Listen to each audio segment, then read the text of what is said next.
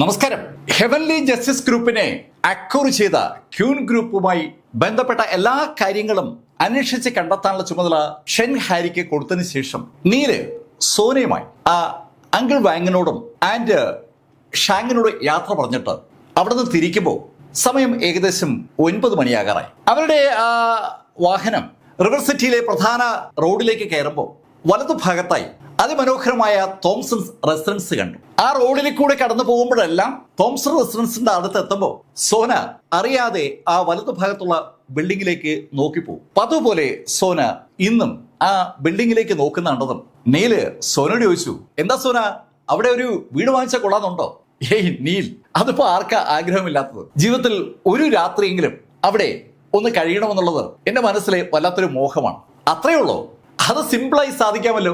അങ്ങനെ പറഞ്ഞുകൊണ്ട് നീല് അവന്റെ പോക്കറ്റിൽ നിന്ന് ഒരു കീ എടുത്ത് സോനയുടെ കയ്യിലേക്ക് ഇട്ടു കൊടുത്തു. തന്റെ കയ്യിലേക്ക് വീണ കീയിലേക്ക് അമ്പരപ്പോടെ നോക്കുന്ന സോന ഒരു നിമിഷത്തെ ഞെട്ടലിന് ശേഷം ചിരിച്ചുകൊണ്ട് നീലിനോട് പറഞ്ഞു, ഏയ് നീൽ, നിന്നെ സമ്മതിക്കാതെ നിർവാഹമില്ല.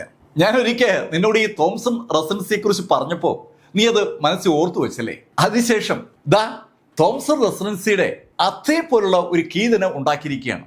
അവിടെ ആ ചെയിനിന്റെ പ്രത്യേകത എല്ലാവരും ശ്രദ്ധിക്കുന്നതാണ്. ശരിക്കും ആ കീയോടൊപ്പമുള്ള ആ കീ ചെയിനിൽ ഒരു ചെറിയ ലോക്കറ്റ് ഉണ്ട്. ആ ലോക്കറ്റ് ഈ തോംസൺ റെസിഡൻസിയുടെ ഒരു ഐഡന്റിറ്റിയാണ്. ഏയ് നീൽ, നീ ഈ തോംസൺ റെസിഡൻസിയുടെ അതേ സംഭവം തന്നെ ഉണ്ടാക്കിയിരിക്കുകയാണല്ലോ. എന്തായാലും ഈ ഡ്യൂപ്ലിക്കേറ്റ് ഉണ്ടാക്കണവരെ സമ്മതിക്കണം. അത് കേട്ടപ്പോ നീല് പറഞ്ഞു, ഏയ് സോന, നിനക്ക് വേണ്ടി എന്തെങ്കിലുമൊക്കെ ഞാൻ ചെയ്യണ്ടേ? അവരിങ്ങനെ സംസാരിക്കുമ്പോ കാർ ഓടിക്കുന്ന ആ ടാക്സി ഡ്രൈവറുടെ ചുണ്ടിൽ ഒരു പുഞ്ചിരി വിരിയാണ്. ഈ കാലത്ത് പെമ്പിളരെ കറക്കി വീഴ്ത്താനായി ചെറുപ്പക്കാര് ചെയ്യുന്ന ഓരോ കാര്യങ്ങളെ അയാൾ അറിയാതെ ആലോചിച്ചു പോവുകയാണ്. ആ ലക്ഷറി അപ്പാർട്ട്മെന്റിനോട് ഒരു താല്പര്യം കാണിച്ച് ആ സുന്ദരിയെ വീഴ്ത്താൻ വേണ്ടി ആ ചെറുപ്പക്കാരൻ ആ അപ്പാർട്ട്മെന്റിലെ കീ ചെയിന് ഒരു ഡ്യൂപ്ലിക്കേറ്റ് ഉണ്ടാക്കിയിരിക്കുകയാണ്. ആ കീ ഉണ്ടാക്കാനും ആ കീ ചെയിൻ ഉണ്ടാക്കാനുമായി ആ ചെറുപ്പക്കാരൻ ഒരുപാട് എഫർട്ട് എടുത്തു കാണുമെന്ന് ആ ഡ്രൈവർക്ക് നന്നായിട്ട് അറിയാം. അത് ആലോചിച്ചപ്പോ അയാളുടെ ചുണ്ടിലൊരു പുഞ്ചിരി വിരിയാണ്. ഈ ചെറുപ്പക്കാരൻ എന്തായാലും ഈ സുന്ദരി വീഴ്ത്തും. ആ ചിന്ത ആ ഡ്രൈവറുടെ മനസ്സിൽ വരുമ്പോ കാറിനകത്ത് നീല് സോനയെ കൺവിൻസ് ചെയ്യിക്കുന്ന കേസ് പതുക്കെങ്ങ് മാറ്റിവെച്ചു. അവൾക്ക് ബോധ്യമാകാതെ അവളൊന്നും വിശ്വസിക്കില്ല. കഴിഞ്ഞ ദിവസങ്ങളിലെ സോനയുമായിട്ടുള്ള ഇന്ററാക്ഷനിൽ നിന്ന് നീല് മനസ്സിലാക്കിയ കാര്യം അതാണ്. അത് മാത്രമല്ല, നീലിന് എല്ലാ കാര്യങ്ങളും സോനയോട് പറയാനുള്ള സമയമായിട്ടില്ല എന്നും അറിയാം. ഇപ്പോ ഒരു കാര്യം മാത്രം സോനയോട് നീല് പറഞ്ഞിട്ടുണ്ട്. 8 കൊല്ലങ്ങൾക്ക് മുമ്പ് ആ നദിയിൽ വീണ് കാണാതായത് താൻ തന്നെയാണെന്നുള്ള കാര്യമാണ് നീല് സോനയോട് പറഞ്ഞിരിക്കുന്നത്. സോനയാണെങ്കിൽ നീലിനോട് അതിനെക്കുറിച്ച് കൂടുതലൊന്നും സംസാരിക്കാത്തത് നീലിന് അവന്റെ അച്ഛനും അമ്മയും നഷ്ടപ്പെട്ട ആ സംഭവം വീണ്ടും ഓർക്കുന്നത് സങ്കടമുണ്ടാക്കും എന്നറിയാവുന്നതുകൊണ്ടാണ്. അതുകൊണ്ട് തന്നെ ആ വിഷയങ്ങൾ സോന മനഃപൂർവ്വം ചർച്ചയിൽ എടുക്കത്തില്ല. അതുകൊണ്ട് തന്നെ ഈ തോംസൺ റെസിഡൻസിയുടെ ആ കീ ചെയിൻ കിട്ടിയപ്പോൾ സോനയ്ക്ക് ഒരുപാട് സന്തോഷമായി. അത് ഡ്യൂപ്ലിക്കേറ്റ് ആണെങ്കിൽ പോലും അങ്ങനെ ഒരെണ്ണം ഉണ്ടാക്കിക്കൊണ്ട് കൊടുക്കാൻ നീലെടുത്ത ആ എഫർട്ട് അത് സോനയുടെ മനസ്സിൽ ഒന്ന് കൊണ്ടു എന്ന് തന്നെ പറയാം. അവൾ വളരെ ശ്രദ്ധയോടുകൂടി ആ കീ ചെയിൻ അവളുടെ പോക്കറ്റിലകത്തേക്ക് വെച്ചു. അവർ രണ്ടുപേരും വീട്ടിലെത്തി. സോന ഫ്രഷ് ആവാനായി വാഷ്റൂമിലേക്ക് കയറിയപ്പോൾ നീല് ആ വീട്ടിലെ ലാൻഡ് ഫോണിൽ നിന്ന് വീണ്ടും ആ പഴയ നമ്പറിലേക്ക് വിളിച്ചു, ലിങ്ക്ഡിന്റെ നമ്പറിലേക്ക്. 2 റിംഗ് അടിച്ചപ്പോൾ തന്നെ ഫോൺ കണക്ട് ആയി. ഹാൾമാസ്റ്റർ വളരെ സന്തോഷത്തോടെ മറുഭാഗത്തു നിന്നുള്ള ശബ്ദം കേട്ടതും നീല് ലിങ്ക്ഡനോട് പറഞ്ഞു, ഏയ് മിസ്റ്റർ ലിങ്ക്ഡൻ, ഞാൻ നിങ്ങളോട് പറഞ്ഞിട്ടില്ലേ എന്നെ ഹാൾമാസ്റ്റർ എന്ന് വിളിക്കരുതെന്ന്? ഹാൾമാസ്റ്റർ, അങ്ങനെ പറയരുത്. ലിങ്ക്ഡനോട് ആ വിഷയം സംസാരിച്ചുകൊണ്ട് കാര്യമില്ല എന്ന് ആ ഡയലോഗ് കൂടെ കേട്ടതും നീലിന് മനസ്സിലായി. നീല് ലിങ്ക്ഡനോട് പറഞ്ഞു, എനിക്ക് നിങ്ങളെ ഒന്ന് കാണണമല്ലോ. എത്രയോ കാലങ്ങളായി ലിങ്ക്ഡൻ ഗിരി ആഗ്രഹിച്ചിരുന്ന ആ കാര്യം ഇതാ നീല് അങ്ങോട്ട് ആവശ്യപ്പെടുകയാണ്. അത് കേട്ടതും മറുഭാഗത്തുനിന്ന് ഉടനെ മറുപടി എത്തി, ഹാൾമാസ്റ്റർ, ഉറപ്പായും കാണാം. എവിടെ വെച്ചാ കാണേണ്ടത്? ലിങ്ക്ഡൻ, എന്തായാലും നമ്മുടെ കൂടിക്കാഴ്ച രഹസ്യമായിരിക്കണം. അങ്ങനെ നീല് പറഞ്ഞതും ലിങ്ക്ഡൻ നീലിനോട് പറഞ്ഞു, ഹാൾമാസ്റ്റർ, അങ്ങനെയാണെങ്കിൽ ഞാനൊരു പ്ലേസ് പറയാം. നമ്മുടെ ഈ റിവർ സിറ്റിയിലെ റോയൽ ക്ലബിൽ നമുക്കൊന്ന് കണ്ടാലോ? ലിങ്ക്ഡൻ അത് പറഞ്ഞതും നീല് സമ്മതിച്ചു. സമയവും തീരുമാനിച്ചു, രാത്രി 10 മണി. ശരിക്കും ലിങ്ക്ഡനെ കാണണമെന്ന് നീല് പറയാൻ ഒരു കാരണമുണ്ട്. നീലും സോനയും കൂടി അവിടെ അങ്കിൾ വാങ്ങിന്റെ ആ വസ്തുതയിൽ നിന്ന് റിവർ സിറ്റിയിലേക്ക് വന്നുകൊണ്ടിരിക്കുന്ന സമയത്ത് കുറച്ച് ദൂരത്തായി അവര് 2 വാഹനങ്ങൾ ഫോളോ ചെയ്യുന്നത് നീലിന്റെ ശ്രദ്ധയിൽപ്പെട്ടിരുന്നു. ആ വാഹനങ്ങൾ നീലിനെയും സോനയെയും പ്രൊട്ടക്ട് ചെയ്യാനായി ലിങ്ക്ഡൻ അയച്ചതാണെന്നുള്ള ഒരു ധാരണ ആ വാഹനങ്ങളെ കണ്ണാടിയിൽ കൂടി നിരീക്ഷിച്ച് നീലിന് എളുപ്പം മനസ്സിലായി. അത് ഒരു കാര്യം ഉറപ്പാക്കുകയാണ്, ലിങ്ക്ഡൻ ഈ റിവർ സിറ്റിയിലുണ്ട്. റിവർ സിറ്റിയിൽ ലിങ്ഡൺ ഉള്ള സ്ഥിതിക്ക് ലിങ്ഡനെ ഒന്ന് കണ്ടുകളയാമെന്ന് നീൽ തീരുമാനിച്ചതാണ്. ലിങ്ഡനെ കൊണ്ട് കുറച്ച് കാര്യങ്ങൾ നീൽ ചെയ്യിക്കാനുണ്ട്. ഹെവൻലി ജസ്റ്റിസ് ഗ്രൂപ്പിനെ ഇപ്പോൾ ആ ക്യൂൻ ഗ്രൂപ്പ് അക്യൂർ ചെയ്തിരിക്കുകയാണ്. അവരുടെ കൈവശമുള്ള ഹെവൻലി ജസ്റ്റിസ് ഗ്രൂപ്പിന്റെ എല്ലാ അസറ്റുകളും ക്യൂൻ ഗ്രൂപ്പിന്റെ കയ്യിലാണ്. അതുമായി ബന്ധിപ്പിച്ച് ചിലപ്പോൾ ലിങ്ഡന്റെ ഒരു സഹായം വേണ്ടിവരും. അങ്ങനെ പലതരം ആലോചനകൾ ഉണ്ടായതിന്റെ അടിസ്ഥാനത്തിലാണ് നീല് ലിങ്ഡനെ വിളിച്ചത്. ഫോൺ വെച്ച് നീല് വാഷ്റൂമിന്റെ അടുത്തെത്തിയിട്ട് സോനോട് പറഞ്ഞു, സോന, ഞാനൊന്ന് പുറത്തു പോവുകയാണ്, ഞാൻ വരാൻ കുറച്ച് ലേറ്റ് ആവും. ഓക്കെ നീലിന് അത്യാവശ്യമായി എന്തെങ്കിലും കാര്യം ഉണ്ടാകുമെന്ന് അത് കേട്ടപ്പോൾ സോനയ്ക്ക് മനസ്സിലായി. രാത്രി ഭക്ഷണം അവര് കഴിച്ചതാണ്. അങ്കിൾ വാങ്ങും ആൻഡ് ഷാങ്ങും കൂടി അതീവ രുചികരമായ ഭക്ഷണമാണ് ശരിക്കും അവർക്ക് ഉണ്ടാക്കി കൊടുത്തത്.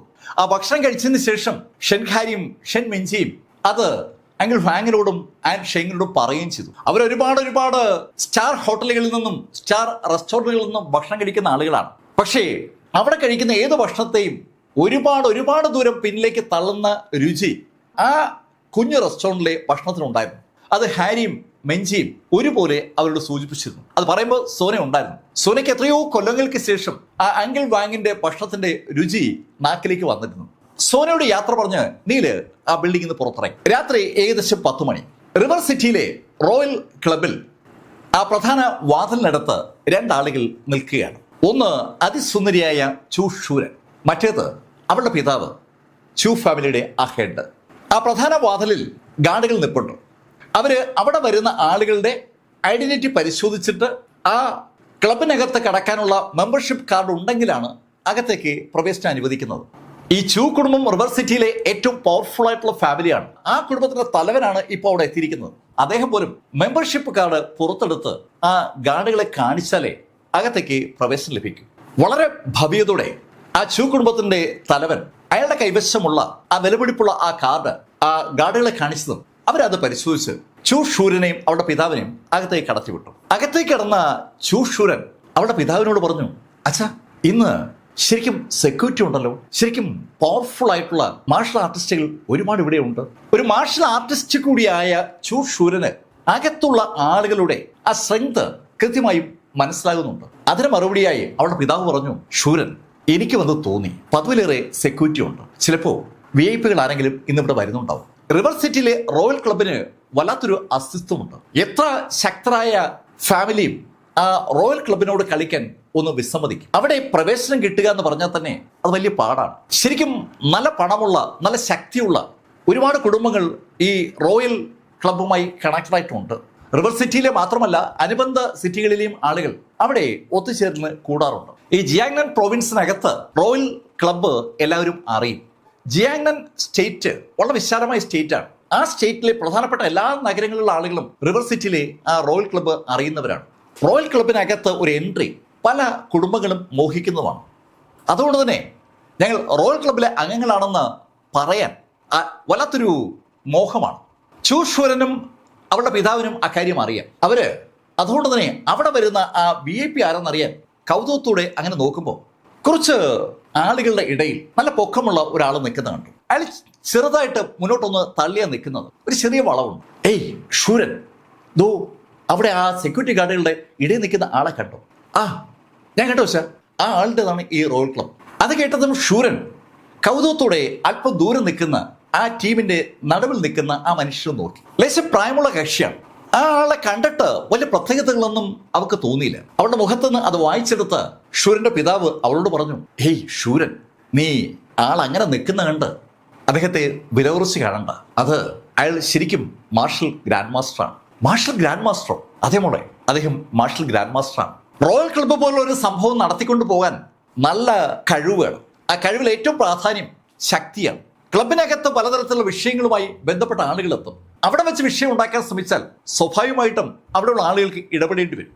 അങ്ങനെ ഇടപെടുമ്പോൾ ശക്തി അനിവാര്യമാണ്. റോയൽ ക്ലബ്ബ് നടത്തുന്ന ആള് അതുകൊണ്ട് തന്നെ ശക്തനായിരിക്കുമെന്നുള്ള കാര്യം ഷൂരനും അറിയാം. പക്ഷെ അവള് ആ നടത്തിപ്പുകാരിൽ കുറെ കൂടി ഔന്നത്യമൊക്കെ പ്രതീക്ഷിച്ചു. അതുകൊണ്ടാണ് ആദ്യം അവളുടെ മുഖം ഒന്ന് മങ്ങിയത്. പക്ഷെ ഇപ്പോൾ അവൾക്ക് അത് കറക്റ്റ് ആക്കാൻ പറ്റി. അത് ഗ്രാൻഡ് മാസ്റ്ററാണ്. മാർഷൽ ആർട്സ് പ്രാക്ടീസ് ചെയ്യുന്ന ചൂ ഷൂരന് ഗ്രാൻഡ് മാസ്റ്റർ എന്താണെന്ന് വ്യക്തമായി അറിയാം. അതുകൊണ്ട് തന്നെ ഗ്രാൻഡ് മാസ്റ്റർ എന്ന് കേട്ടതും അവളൊന്ന് പരിങ്ങി. ഷൂരൻ, അങ്ങോട്ട് നോക്കണ്ട, നമുക്ക് നമ്മുടെ റൂമിലേക്ക് മടങ്ങാം. ഷൂരൻ, ഇപ്പോൾ നമ്മൾ അങ്ങോട്ട് ശ്രദ്ധിക്കണ്ട, അവര് വളരെ സീരിയസ് ആയി എന്തോ കാര്യം ചെയ്യുകയാണ്. അങ്ങനെ പറഞ്ഞ അദ്ദേഹം ഷൂരനുമായി അവർക്ക് അലോട്ട് ചെയ്ത മുറിയിലേക്ക് നടക്കുമ്പോൾ അയാൾ ഷൂരനോട് പറഞ്ഞു, ഷൂരൻ, യഥാർത്ഥത്തിൽ ഈ ക്ലബിന്റെ കരുത്തെന്ന് പറയുന്നത് ആ നിൽക്കുന്ന ഗ്രാൻഡ് മാസ്റ്റർ അല്ല. അച്ഛാ, പിന്നെ നീ ലിങ്ഡനെ കുറിച്ച് കേട്ടിട്ടില്ലേ? ലിങ്ഡൻ ഗ്രീ. അദ്ദേഹത്തെ കുറിച്ച് ആരാ കേൾക്കാത്തത്? ലിങ്ഡൻ ഗ്രീ ആണ് ശരിക്കും ഈ റോയൽ ക്ലബിന്റെ ബേസ് എന്ന് പറയുന്നത്. ലിങ്ഡൻ ഗ്രീ റിവർ സിറ്റിയിൽ മാത്രമല്ല ജിയാങ്നൻ പ്രൊവിൻസ് മുഴുവൻ നിറഞ്ഞു നിൽക്കുന്ന ഒരു പേരാണ്. ലിങ്ഡൻ ഗ്രീയെ നേരിട്ട് കണ്ടിട്ടുള്ളവർ വളരെ വളരെ കുറവാണ്. പക്ഷേ ലിങ്ഡൻ ഒരു കാര്യം തീരുമാനിച്ചാൽ അത് നടപ്പിലാക്കപ്പെടുമെന്ന് അറിയാവുന്ന ആളുകളാണ് മിക്കവാറും പ്രധാന കുടുംബങ്ങളെല്ലാം. ചൂ കുടുംബത്തിലെ ഹെഡിനും അക്കാര്യം അറിയാം. ലിങ്ഡൻ ആണ് ആ റോയൽ ക്ലബിന്റെ ബാക്ക് ബോൺ എന്ന് കേട്ടപ്പോൾ ഷൂരൻ പെട്ടെന്നൊന്ന് വിറച്ചു. മോളെ, ഈ ലിങ്ഡനുമായിട്ടൊക്കെ ഒരു ബന്ധം ഉണ്ടാക്കാൻ പറ്റിയ അതിനേക്കാൾ അപ്പുറത്ത് വേറൊന്നുമില്ല. അങ്ങനെ പറഞ്ഞ അവളുടെ പിതാവ് ലിങ്ഡനെ കുറിച്ചും ആ പ്രധാന വ്യക്തിയെക്കുറിച്ചും ഒക്കെ അയാൾക്കറിയാവുന്ന കാര്യങ്ങളൊക്കെ സംസാരിച്ചുകൊണ്ട് അവരുടെ മുറിയിലേക്ക് കടന്നു. അവര് മുറിയിലേക്ക് കടന്ന് ഏതാനും സെക്കൻഡിൽ കഴിഞ്ഞപ്പോഴാണ് നീല് ആ റോയൽ ക്ലബിന്റെ അടുത്തെത്തുന്നത്. ടാക്സിയിൽ നിന്ന് ഇറങ്ങി ആ റോയൽ ക്ലബിലേക്ക് നടക്കുമ്പോൾ നീളുടെ മനസ്സിൽ ഒരുപാട് കാര്യങ്ങൾ ഇങ്ങനെ കടന്നു വരികയാണ്. 8 കൊല്ലങ്ങൾക്ക് മുമ്പ് അവന്റെ ഗ്രീവ്സ് കുടുംബം അത്യാവശ്യം സമ്പത്തൊക്കെ ഉള്ള സ്വാധീനമുള്ള റിവർ സിറ്റിയിൽ വളർന്നു വരുന്ന ഒരു ബിസിനസ് സംവിധാനത്തിന്റെ തലപ്പത്ത് നിൽക്കുന്ന ഒരു കുടുംബമായിരുന്നു. അവന്റെ പിതാവ് ആർതർ ഗ്രീ സ്ഥാപിച്ച ഹെവൻലി ജസ്റ്റിസ് ഗ്രൂപ്പ് നല്ല വളർച്ച നേടിക്കൊണ്ടിരിക്കുന്ന സമയമാണ്. പക്ഷെ എന്നിട്ടും അവന്റെ കുടുംബത്തിന് അന്ന് ഈ റോയൽ ക്ലബിൽ മെമ്പർഷിപ്പ് കിട്ടിയിട്ടില്ല. അതിനുവേണ്ട സാമ്പത്തിക നിലവാരമോ അതിനുവേണ്ട ശക്തിയോ ഗ്രീ കുടുംബത്തിന് ഇല്ല എന്ന കാരണത്താലാണ് അന്ന് മെമ്പർഷിപ്പ് ലഭിക്കാത്തത്. റോയൽ ക്ലബിൽ മെമ്പർഷിപ്പ് ലഭിക്കണമെങ്കിൽ വളരെ ഉയർന്ന മാനദണ്ഡങ്ങളുണ്ട്. അത് അച്ചീവ് ചെയ്യാൻ ഗ്രീ കുടുംബത്തിന് ആ കാലഘട്ടത്തിൽ പറ്റിയിട്ടില്ല. അതിനെക്കുറിച്ച് ആലോചിച്ചുകൊണ്ടാണ് യഥാർത്ഥത്തിൽ നീല് ആ റോയൽ ക്ലബിന്റെ പ്രധാന വാതിലിനടുത്തേക്ക് നടന്നു വരുന്നത്. ഒരു സാധാരണ കാഷ്വൽ ഡ്രസ്സ് ധരിച്ച ഒരു ചെറുപ്പക്കാരൻ ആ പ്രധാന വാതിലിന്റെ മുന്നിലെത്തിയതും അവിടെ നിൽക്കുന്ന ആ സെക്യൂരിറ്റി ഗാർഡുകൾ നീലിനെ തടുത്തു. Membership card. നീലിനെ തടുത്ത ആ സെക്യൂരിറ്റി ഗാർഡുകൾ കൗതുകത്തോടെ നീലിനെ ഒന്ന് നോക്കി. അവിടെ വരുന്ന ആളുകളൊക്കെ കോട്ട് സൂട്ട് ധരിച്ചാ വരിക. അതിശക്തരാണ് അവിടെ വരുന്ന എല്ലാവരും.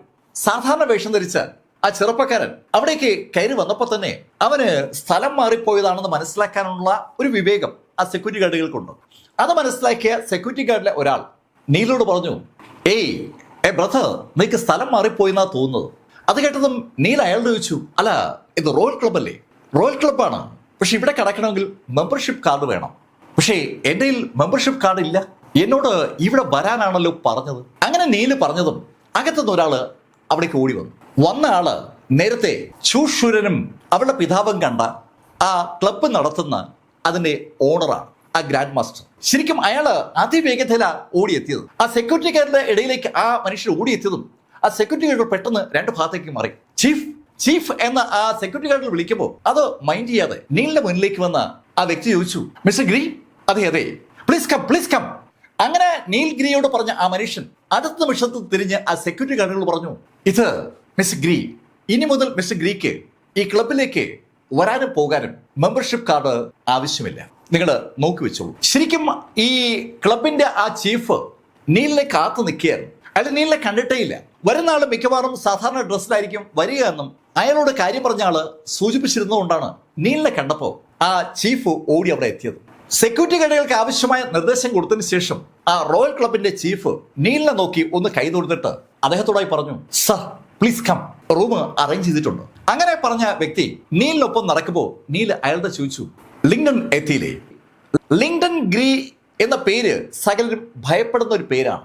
ആ വ്യക്തിയെ ഇതേ ശൈലിയിൽ നിസ്സാരമായി ഒരാള് അഭിസംബോധന ചെയ്യുമെന്നും അന്വേഷിക്കുമെന്നും സ്വപ്നത്തിൽ പോലും ആ റോയൽ ക്ലബിന്റെ ചീഫ് കരുതിയിരുന്നില്ല. അതുകൊണ്ട് തന്നെ നീല് അങ്ങനെ ചോദിച്ചപ്പോൾ ഒരു വല്ലാത്തൊരു അമ്പരപ്പ് ശരിക്കും ആ റോയൽ ക്ലബിന്റെ ചീഫിനുണ്ട്. അയാൾ അമ്പരപ്പോടെ നീലോട് പറഞ്ഞു, മിസ്റ്റർ ഗ്രീ, അദ്ദേഹം ഇപ്പൊ എത്തും. അങ്ങനെ പറഞ്ഞ ആ ചീഫ് നീലിനെ കൊണ്ട് എത്തിയത് ഒരു പ്രൈവറ്റ് റൂമിലേക്കാണ്. ആ മുറിയിലേക്ക് നീലിനെ കടത്തി വിട്ടിട്ട് അദ്ദേഹം പറഞ്ഞു, മിസ്റ്റർ ലിങ്ഡൺ ഇപ്പൊ എത്തും, ഞങ്ങള് എന്താവശ്യത്തിനും പുറത്തുണ്ടാവും. നീലിനെ സ്വീകരിക്കാനായി ലിങ്ഡൺ ഗ്രീ അവിടെ ഉണ്ടാകുമെന്നാണ് നീല് മനസ്സിൽ കരുതിയത്. അയാള് പക്ഷേ എത്തിയിട്ടില്ല. അത് നീലിന്റെ ഉള്ളിൽ ഒരു ചെറിയ നീരസം ഉണ്ടാക്കി. നീല് ആ നീരസം പുറത്ത് കാണിക്കാതെ ആ മുറിക്കുള്ളിലേക്ക് കടന്നു. അതിമനോഹരമായ ഒരു പ്രൈവറ്റ് റൂമാണ് നീലിന് വേണ്ടി അറേഞ്ച് ചെയ്തിരിക്കുന്നത്. ഒരു VIP മുറി എന്ന് പറയാം. ആ മുറിയിലേക്ക് കയറിയ നീല് അല്പസമയം കഴിഞ്ഞപ്പോൾ വാഷ്റൂമിലേക്ക് പോകാനായി മുറിയിൽ നിന്ന് പുറത്തിറങ്ങി. നീല് പുറത്തിറങ്ങുമ്പോഴാണ് ഒരു ലേഡി നീലിന് ആവശ്യമുള്ള സ്നാക്സും ടീയുമായി അവിടെ എത്തിയത്. അവൾ ആ മുറിയിലേക്ക് കടക്കാനായിട്ട് വന്നതാണ്. അത് കണ്ടതും നീൽ അവളോട് പറഞ്ഞു, അതിക്ക് തന്നാ മതി. മിസ്റ്റർ ഗ്രീ, ഇത് അകത്ത് വേണ്ട, ഞാൻ വെച്ചോളാം. അങ്ങനെ പറഞ്ഞ് നീല് ആ പ്ലേറ്റിങ് കൈ വാങ്ങിച്ചു. മിസ്റ്റർ ഗ്രീ, എന്ത് സഹായത്തിനും ഞാൻ പുറത്തുണ്ടാവും. ഓക്കെ, നിങ്ങൾ തൽക്കാലം പൊയ്ക്കോളൂ. നീലിന്റെ ഉത്തരവ് കിട്ടിയതും ആ പെൺകുട്ടി അവിടെ നിന്ന് തിരിച്ചടന്നു. അവള് കണ്ണീന്ന് മറയുന്നവരെ നീല് അവിടെ തന്നെ നിന്നു. അവള് കണ്ണീന്ന് മറഞ്ഞതും നീല് തിരിഞ്ഞ് തന്റെ മുറിയിലേക്ക് കടക്കാൻ പോകുന്ന ആ സമയത്താണ് അതേ കോറിഡോറിലെ മറ്റൊരു പ്രൈവറ്റ് റൂമിന്റെ വാതിൽ തുറന്ന് സാക്ഷാൽ ചൂഷൂരൻ പുറത്തിറങ്ങുന്നത്. നീല് അവന്റെ മുറിയിലേക്ക് തിരിയാൻ പോയപ്പോഴാണ് യഥാർത്ഥത്തിൽ ചൂഷൂരൻ പുറത്തിറങ്ങിയത്. അതുകൊണ്ട് തന്നെ നീലിന്റെ മുഖത്തിന്റെ ഒരു ഭാഗം അവളുടെ കണ്ണിൽ പെട്ടിരുന്നു. അത് അവൾക്ക് ശരിക്കും നല്ല പരിചയമുള്ള ഒരാളെ ഓർപ്പിച്ചതും അവൾ അറിയാതെ വിളിച്ചു പോവുകയാണ്.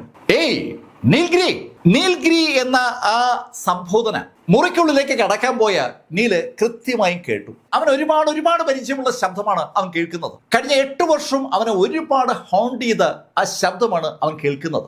8 കൊല്ലങ്ങൾക്ക് മുമ്പ് മുഴുവൻ ടീച്ചേഴ്സും കുട്ടികളും രക്ഷിതാക്കളും കണ്ടുകൊണ്ട് നിൽക്കെ ആ സ്കൂൾ ആനിവേഴ്സറി ദിനത്തിൽ മൈക്ക് കയ്യിലെടുത്ത് അവൻ ചൂഷൂരനോടുള്ള പ്രണയം തുറന്നു പറഞ്ഞ ആ നിമിഷം ഇപ്പോഴും അവന്റെ മനസ്സിലുണ്ട്. ഏതാനും നിമിഷങ്ങൾക്ക് ശേഷം ആ സ്റ്റേജിലേക്ക് കടന്നു വന്ന് അവന്റെ കയ്യിൽ നിന്ന് മൈക്ക് പിടിച്ച് വാങ്ങിച്ച ചൂഷൂരൻ അവൻ പ്രതീക്ഷയോടെ കാത്തു നിൽക്കുമ്പോൾ അവനെ തള്ളി പറഞ്ഞതും അവനൊരു യൂസ്ലെസ് ആണെന്ന് പറഞ്ഞതും ഇപ്പോഴും നീലിന്റെ ഉള്ളിൽ അങ്ങനെ നിറഞ്ഞു നിൽക്കുകയാണ്. അവന്റെ തല കുനിഞ്ഞുപോയ ആ നിമിഷം അവന് ജീവിതത്തിൽ മറക്കാൻ പറ്റാത്ത നിമിഷമാണ്.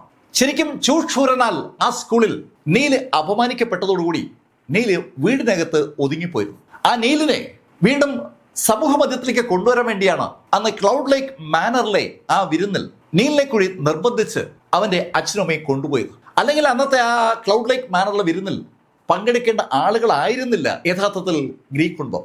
അവിടെ ആ വിരുന്നിൽ പങ്കെടുത്തത് കൊണ്ടാണ് അവന്റെ കുടുംബം ഇല്ലാതായത്. അങ്ങനെ ആ വിരുന്നിൽ പങ്കെടുത്തില്ലായിരുന്നെങ്കിലും ഗ്രീക്ക് കുടുംബത്തെ ഇല്ലാതാക്കാൻ പ്ലാൻ ഉണ്ടായിരുന്നുവെന്ന് കഴിഞ്ഞ ദിവസങ്ങളിൽ മിസ്റ്റർ യാവോറ്റോം പറയുമ്പോഴാണ് നീല് മനസ്സിലാക്കുന്നത്. അതുവരെയും നീലിന്റെ മനസ്സിൽ അവൻ ആ ചൂഷൂരനാൽ അപമാനിക്കപ്പെട്ടതാണ് അവന്റെ അച്ഛൻ്റെ അമ്മയുടെയും മരണത്തിനിടയാക്കിയ സംഭവത്തിന്റെ ഹേതു എന്നാണ് ധരിച്ചിരുന്നത്. അതുകൊണ്ട് തന്നെ യാവോറ്റോം പറയുന്നവരെയും അവന്റെ ദേഷ്യം പൂർണ്ണമായും ചൂഷൂരനിലായിരുന്നു. ആ ദേഷ്യം ഒന്ന് മാറി വരുമ്പോഴാണ് അവനിതാ വീണ്ടും ചൂഷൂരന്റെ ശബ്ദം കേൾക്കുന്നത്. ഒരുപാട് വികാരങ്ങളും വിചാരങ്ങളും ഒക്കെ നീലിന്റെ മനസ്സിലേക്ക് ഇങ്ങനെ തിളച്ചു മറിഞ്ഞ് കയറി വരുമ്പോ നീല് ഒന്ന് തിരിഞ്ഞു. നീലിന്റെ കയ്യിൽ അപ്പോഴാ ചായയും സ്നാക്സും ഒക്കെ അടങ്ങിയ ആ പ്ലേറ്റ് ഉണ്ട്. ആ പ്ലേറ്റ് പിടിച്ചിരിക്കുന്ന നീലിന്റെ അടുത്തേക്ക് ചൂഷൂരൻ നടന്നു വരികയാണ്. അവൾക്ക് വിശ്വസിക്കാനാവുന്നില്ല. അവൾക്ക് പരിചയമുണ്ടായിരുന്ന അതേ നീലിനെ പോലെ ഒരാള് ഇത് അവളുടെ മുന്നിൽ നിൽക്കുകയാണ്. നീലിനെ പബ്ലിക്കായിട്ട് അന്ന് അവൾ അപമാനിച്ചത് പിന്നീട് അവളെയും ഒന്ന് പിടിച്ചുലച്ചിരുന്നു. അതിന്റെ കാരണം ഏതാനും ദിവസങ്ങൾക്ക് ശേഷം നീലിന്റെ കുടുംബം പൂർണ്ണമായും ഇല്ലാതാക്കപ്പെട്ട കാര്യം അവൾ അറിഞ്ഞതാണ്. അവളുടെ കുടുംബം അന്ന് ആ ക്ലൗഡ് ലേക്ക് മാനറിലെ വിരുന്നിൽ പങ്കെടുത്തിരുന്നില്ല. അതുകൊണ്ട് തന്നെ അവളാൽ അപമാനിക്കപ്പെട്ട നീല് ആ നദിയിൽ വീണ് കാണാതെ പോയ കാര്യം അവൾക്കൊരു ഷോക്ക് ഉണ്ടാക്കിയിരുന്നു. ആ വിഷയം പിന്നീട് പലപ്പോഴും രാത്രി ഞെട്ടിയുണ്ടെന്ന് സ്വപ്നം കാണുന്നതിലേക്ക് അവളെ എത്തിക്കുകയും ചെയ്തിട്ടുണ്ട്. അവളെ തന്നെ ദേഷ്യത്തോടെ നോക്കി നിൽക്കുന്ന നീലിനെയാണ് പലപ്പോഴും അവൾ സ്വപ്നത്തിൽ കാണുക. അവൾ കാരണം ഒരു കുടുംബം ഇല്ലാതായി എന്നുള്ളൊരു ഫീല് അവളുടെ ഉള്ളിൽ വല്ലാതെ ഉറച്ചിട്ടുണ്ട്. അതുകൊണ്ട് തന്നെ പെട്ടെന്ന് നീലിനെ പോലെ ഒരാളെ തൊട്ടു മുന്നിൽ കണ്ടപ്പോൾ ശരിക്കും ആദ്യം നീൽ ഗ്രീ എന്ന് വിളിച്ചെങ്കിലും മനസ്സിൽ അനുഭവപ്പെടുന്ന ആ കുത്തലോട് കൂടിയാണ് അവള് നീലിന്റെ അടുത്തേക്ക് വന്നത്. നീലിന്റെ അടുത്തെത്തിയതും നീലിന്റെ പരുഷമായ ശബ്ദം അവൾ കേട്ടു. ആരാ, എന്താ വേണ്ടേ?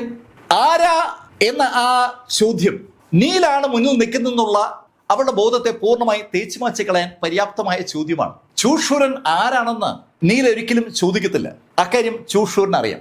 നീല് നദിയിൽ വീണുപോയിട്ടുണ്ട്. നദിയിൽ വീണുപോയ നീലിനെ പിന്നെ ആരും കണ്ടിട്ടില്ല. അവൻ അബദ്ധവശാൽ നദിയിൽ നിന്ന് രക്ഷപ്പെട്ടെങ്കിൽ ഇപ്പോ ഈ റെസ്റ്റോറന്റിൽ ഇങ്ങനെ ഒരു സഹായിയായി നിൽക്കാനുള്ള സാധ്യത തള്ളിക്കളയാൻ പറ്റത്തില്ല.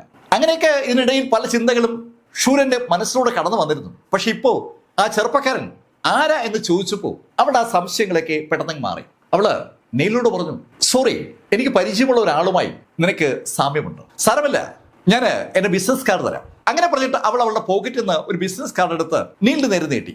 ആ ബിസിനസ് കാർഡ് നീട്ടിക്കൊണ്ട് അവൾ പറഞ്ഞു, നീ കേട്ടിട്ടുണ്ടാവുമല്ലോ ചൂ കുടുംബം. ആ ചൂ കുടുംബത്തിലെ ചൂഷൂരനാണ് ഞാൻ. നീ ഇവിടെ ഈ റോയൽ ക്ലബിൽ ഇതുപോലെ സ്നാക്സും ടീയൊക്കെ വിറ്റ് നടക്കേണ്ട ആളാണെന്ന് എനിക്ക് തോന്നുന്നില്ല. നിനക്ക് കുറെ കൂടി മെച്ചപ്പെട്ട ഒരു അവസരം ആഗ്രഹമുണ്ടെങ്കിൽ എന്നെ ഒന്ന് കണ്ടാൽ മതി. അങ്ങനെ പറഞ്ഞിട്ട് അവൾ ആ കാർഡ് നീട്ടിയതും നീല് ആ കാർഡിൽ ഒറ്റയാടി.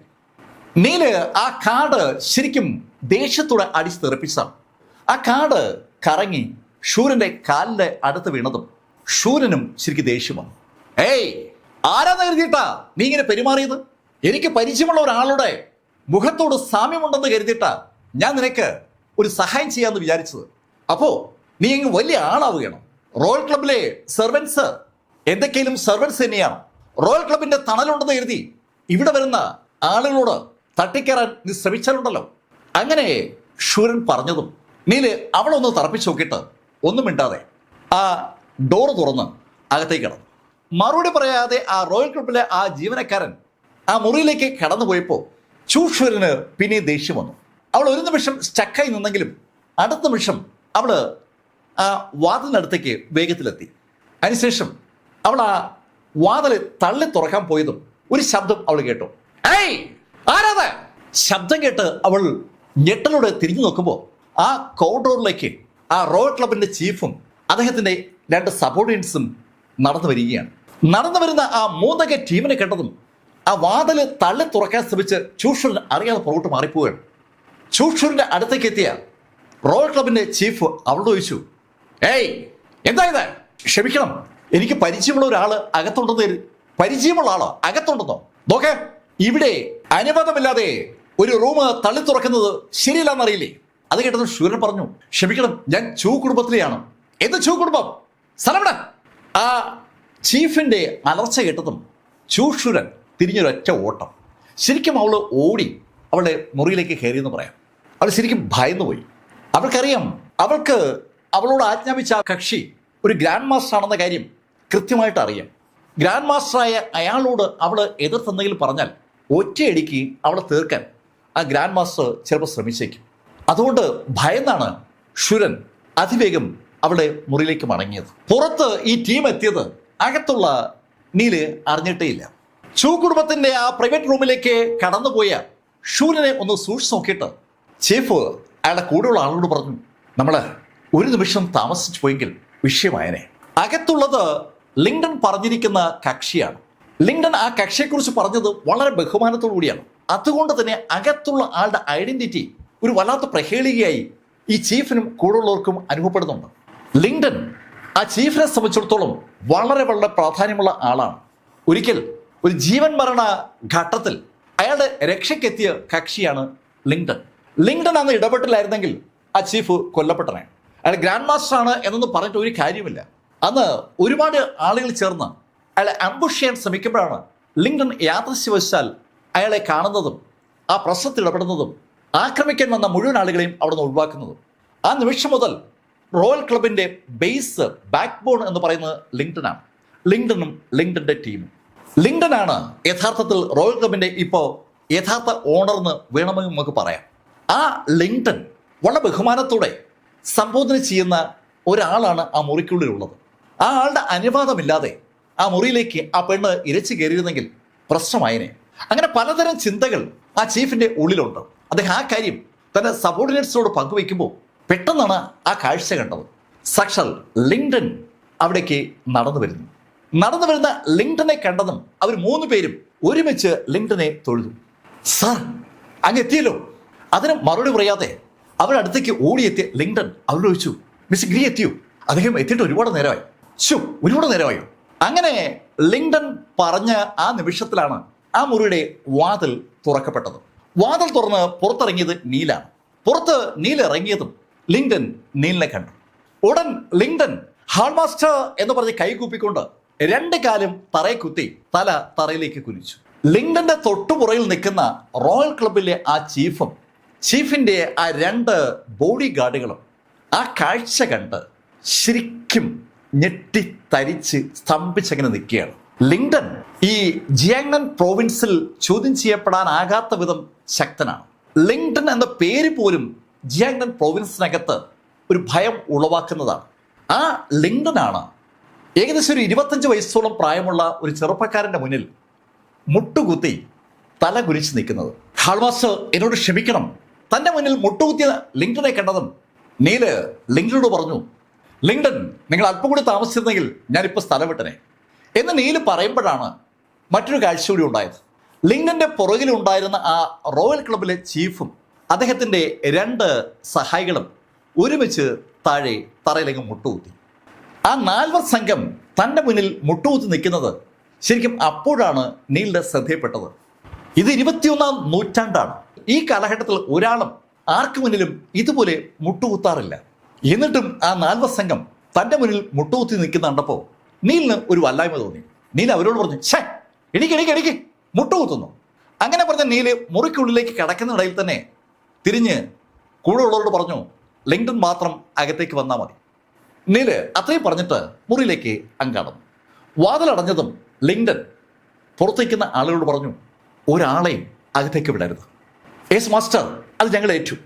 അങ്ങനെ ആ ചീഫ് പറഞ്ഞതും ലിങ്ടൺ മുറിക്കുള്ളിലേക്ക് വീണ്ടും കടന്നു. നീലിപ്പോൾ അകത്ത് ഒരു സോഫയിൽ ഇരിക്കുകയാണ്. നീലിന്റെ മുന്നിലേക്ക് എത്തിയ ലിങ്ടൺ വീണ്ടും കാല് തറയിൽ കുനിച്ച് തല അദ്ദേഹത്തെ മുന്നിൽ കുമ്പിട്ട് അദ്ദേഹത്തെ സംബോധന ചെയ്തു. ഹാൾ മാസ്റ്റർ, എന്നോട് ക്ഷമിക്കണം, ഞാൻ ലേറ്റായിപ്പോയി. ഏയ് ലിങ്ടൺ, നിങ്ങളോട് ഞാൻ പലതവണ പറഞ്ഞിട്ടുണ്ട് എന്നെ ഹാൾ മാസ്റ്റർ എന്ന് വിളിക്കരുത്. അങ്ങനെ നീൽ പറഞ്ഞതും തറയിൽ എണീറ്റ ലിങ്ടൺ അയാളുടെ കഴുത്തിൽ അണിഞ്ഞിരുന്ന ഒരു മാല ഊരി നീലിന്റെ കയ്യിലേക്ക് കൊടുത്തു. തൻ്റെ കയ്യിൽ ലിങ്ടൺ നൽകിയ ആ മാലയിലേക്ക് നോക്കിയ നീലിന്റെ ശ്രദ്ധ പെട്ടെന്നാണ് ആ ലോക്കറ്റിൽ പതിയുന്നത്. ആ ലോക്കറ്റിലേക്ക് വെറുതെ നോക്കിയ നീല് പെട്ടെന്ന് ആ ലോക്കറ്റ് കയ്യിലേക്ക് എടുത്തു. നീല് ആ ലോക്കറ്റിലേക്ക് വളരെ അമ്പരപ്പോടെ നോക്കിയാണ്. അതിനകത്ത് നീല് കാണുന്നത് നല്ല കടം ചുവപ്പ് നിറത്തുള്ള ഒരു കൂറ്റൻ ഡ്രാഗണാണ്. ആ ഡ്രാഗൺ ഇങ്ങനെ ആകാശം മുഴുവൻ നിറഞ്ഞു നിൽക്കുകയാണ്. നല്ല ചുവപ്പ് നിറമാണ്. ആ ചുവപ്പ് നിറത്തുള്ള ഡ്രാഗൺ അങ്ങനെ ആകാശം മുഴുവൻ നിറഞ്ഞു നിൽക്കുമ്പോൾ അതിന് താഴെയായി ഒരു മലയുടെ മുകളിൽ ഒരു ചെറുപ്പക്കാരൻ 2 കൈയും പുറകിൽ കെട്ടി മുന്നോട്ടങ്ങനെ നോക്കി നിൽക്കുകയാണ്. ആ ചെറുപ്പക്കാരന് സകല സംരക്ഷണം കൊടുത്തുകൊണ്ടാണ് ആകാശത്ത് ആ ചുവപ്പ് ഡ്രാഗൺ നിൽക്കുന്നത്. ആ ചുവപ്പ് ഡ്രാഗണിൽ നിന്ന് താഴെ നിൽക്കുന്ന ആ ചെറുപ്പക്കാരനിലേക്ക് നീലിന്റെ കണ്ണുകൾ എത്തിയതും നീലിന്റെ കണ്ണുകൾ അവൻ പോലും അറിയാതെ പുറത്തേക്കിനെ തള്ളി വരികയാണ്. നീലിന് വിശ്വസിക്കാൻ കഴിയാത്ത ഒരു കാഴ്ചയാണ് നീല് കാണുന്നത്. ആ മലയുടെ മുകളിൽ 2 കൈയും പുറകിൽ കെട്ടി താഴേക്ക് എങ്ങനെ നോക്കി നിൽക്കുന്ന ആ വ്യക്തി, അത് സാക്ഷാൽ നീല് തന്നെയാണ്. നീലിനെ അങ്ങോട്ട് വിശ്വസിക്കാൻ പറ്റുന്നില്ല. നീലിനെ പറിച്ചു വെച്ചതുപോലെ ലോക്കറ്റിൽ നീലിനെ കൊത്തി വെച്ചിരിക്കുകയാണ്. മനോഹരമായി നീലിനെ ചിത്രീകരിച്ചിരിക്കുകയാണ്. ആ ചിത്രം തിരിച്ചും മറിച്ചും നോക്കിയതിനു ശേഷം നീല് ആ ലോക്കറ്റും മാലയും ലിങ്ടന് തിരിച്ചു കൊടുത്തു. ലിങ്ടൺ, നിങ്ങൾ എന്തിനാ എൻ്റെ ഈ ചിത്രം ഈ ശൈലിയിൽ വരച്ചുണ്ടാക്കിയത്? ഹാൾ മാസ്റ്റർ, ക്ഷമിക്കണം, ഇത് ഞാൻ വരച്ചുണ്ടാക്കിയതല്ല. പിന്നെ ഹാൾ മാസ്റ്റർ, എനിക്കിത് എൻ്റെ പിതാവിൽ നിന്ന് കിട്ടിയതാണ്. പിതാവിന് മുത്തശ്ശിൽ നിന്നും. ഏകദേശം 100 കൊല്ലങ്ങൾക്ക് മുമ്പാണ് യഥാർത്ഥത്തിൽ എൻ്റെ കുടുംബത്തിലെ മുത്തശ്ശിയുടെ കയ്യിലേക്ക് ഈ ലോക്കറ്റ് എത്തിയത്. ലോക്കറ്റ് മിസ്സായി പോകാതിരിക്കാൻ വേണ്ടിയാണ് അദ്ദേഹം ഈ ലോക്കറ്റുമായി കണക്ട് ചെയ്ത് ഈ മാല ഉണ്ടാക്കിയത്. ഏകദേശം 100 വർഷങ്ങൾക്ക് മുമ്പ് ഉണ്ടാക്കിയെടുത്ത ആ മാലയിൽ കോർത്തിട്ടിരിക്കുന്ന ആ ലോക്കറ്റിന് ഏറ്റവും കുറഞ്ഞത് 100 കൊല്ലത്തെ പഴക്കമുണ്ടെന്നാണ് ലിങ്ടൺ ഇപ്പോൾ നീലിനോട് സൂചിപ്പിച്ചത്. നീലിന് അതങ്ങോട്ട് വിശ്വസിക്കാൻ പറ്റുന്നില്ല. ലിങ്ടൺ, നിങ്ങൾ എന്ത് പിച്ചുമ്പേയെ പറയുന്നത്? 100 കൊല്ലങ്ങൾക്ക് മുമ്പ് എന്നെ വരച്ചു വെച്ചെന്നു. ഹാൾ മാസ്റ്റർ, ക്ഷമിക്കണം, സത്യം അതാണ്. ഏകദേശം 100 കൊല്ലങ്ങൾക്ക് മുമ്പ് ഞങ്ങളുടെ ഗ്രേറ്റ് മുത്തശ്ശൻ ഒരു കാര്യം തിരിച്ചറിഞ്ഞിരുന്നു. അദ്ദേഹത്തിന് ശരിക്കൊരു ദൈവിക ശക്തിയുണ്ട്. ഭാവി പ്രവചിക്കാനുള്ള അസാധാരണമായൊരു ശേഷി അദ്ദേഹം എങ്ങനെയോ നേടിയിരുന്നു. അദ്ദേഹമാണ് ആ പ്രവചനം നടത്തിയത്. 100 കൊല്ലങ്ങൾക്ക് ശേഷം ഞങ്ങളുടെ കുടുംബം രക്ഷപ്പെടാൻ പോകുന്നത് ഈ ലോക്കറ്റിൽ കാണുന്ന മനുഷ്യരുമായി കണക്ട് ചെയ്തായിരിക്കുമെന്നും അദ്ദേഹത്തിൻ്റെ പേര് നീൽ ഗ്രീ എന്നായിരിക്കുമെന്നും അന്ന് എൻ്റെ ഗ്രേറ്റ് മുത്തശ്ശൻ പ്രവചിച്ചതാണ്. നീലിന് വിശ്വസിക്കാൻ കഴിയാത്ത ഒരു കഥയാണ് ഇപ്പം നീൽ കേൾക്കുന്നത്. എത്രയോ കാലങ്ങൾക്ക് മുമ്പ് ഏതോ ഒരു മനുഷ്യൻ ഒരു പ്രവചനം നടത്തിയത്രേ. 100 കൊല്ലങ്ങൾക്ക് ശേഷം നീൽ എന്ന വ്യക്തി ഉണ്ടാകുമെന്നും ആ വ്യക്തിയിലൂടെ ആ മുത്തശ്ശന്റെ സന്തതി പരമ്പരകൾ അടങ്ങിയ ആ കുടുംബം രക്ഷപ്പെടുമെന്നാണ് പ്രവചനം. നീലിന് ലിങ്ടൺ പറയുന്ന ആ കഥ വിശ്വസിക്കാൻ നീലിന് ഒരു ബുദ്ധിമുട്ടുണ്ട്. ശരിക്കും ലിങ്ടനെ നീല് കാണുന്നത്, നീല് ആ മാർഷൽ ആർട്സ് പ്രാക്ടീസ് ചെയ്യാനായി അദ്ദേഹത്തിൻ്റെ ഓൾഡ് മാസ്റ്ററുമായി ബന്ധപ്പെട്ട് ഒരുപാട് സ്ഥലങ്ങളിൽ ഓടി നടക്കുമ്പോഴാണ്. ഒരു മലയിൽ വെച്ചാണ് നീൽ യഥാർത്ഥത്തിൽ ലിങ്ടനെ കാണുന്നത്. അന്ന് ലിങ്ടനെയും ലിങ്ടനൊപ്പമുള്ള ആളുകളെയും കുറേയേറെ ആളുകൾ വളഞ്ഞു നിൽക്കുകയാണ്. വളഞ്ഞു നിൽക്കുന്ന എല്ലാ ആളുകളും ഏതാണ്ട് ഗ്രാൻഡ് മാസ്റ്റർ ലെവൽ ആളുകളാണ്.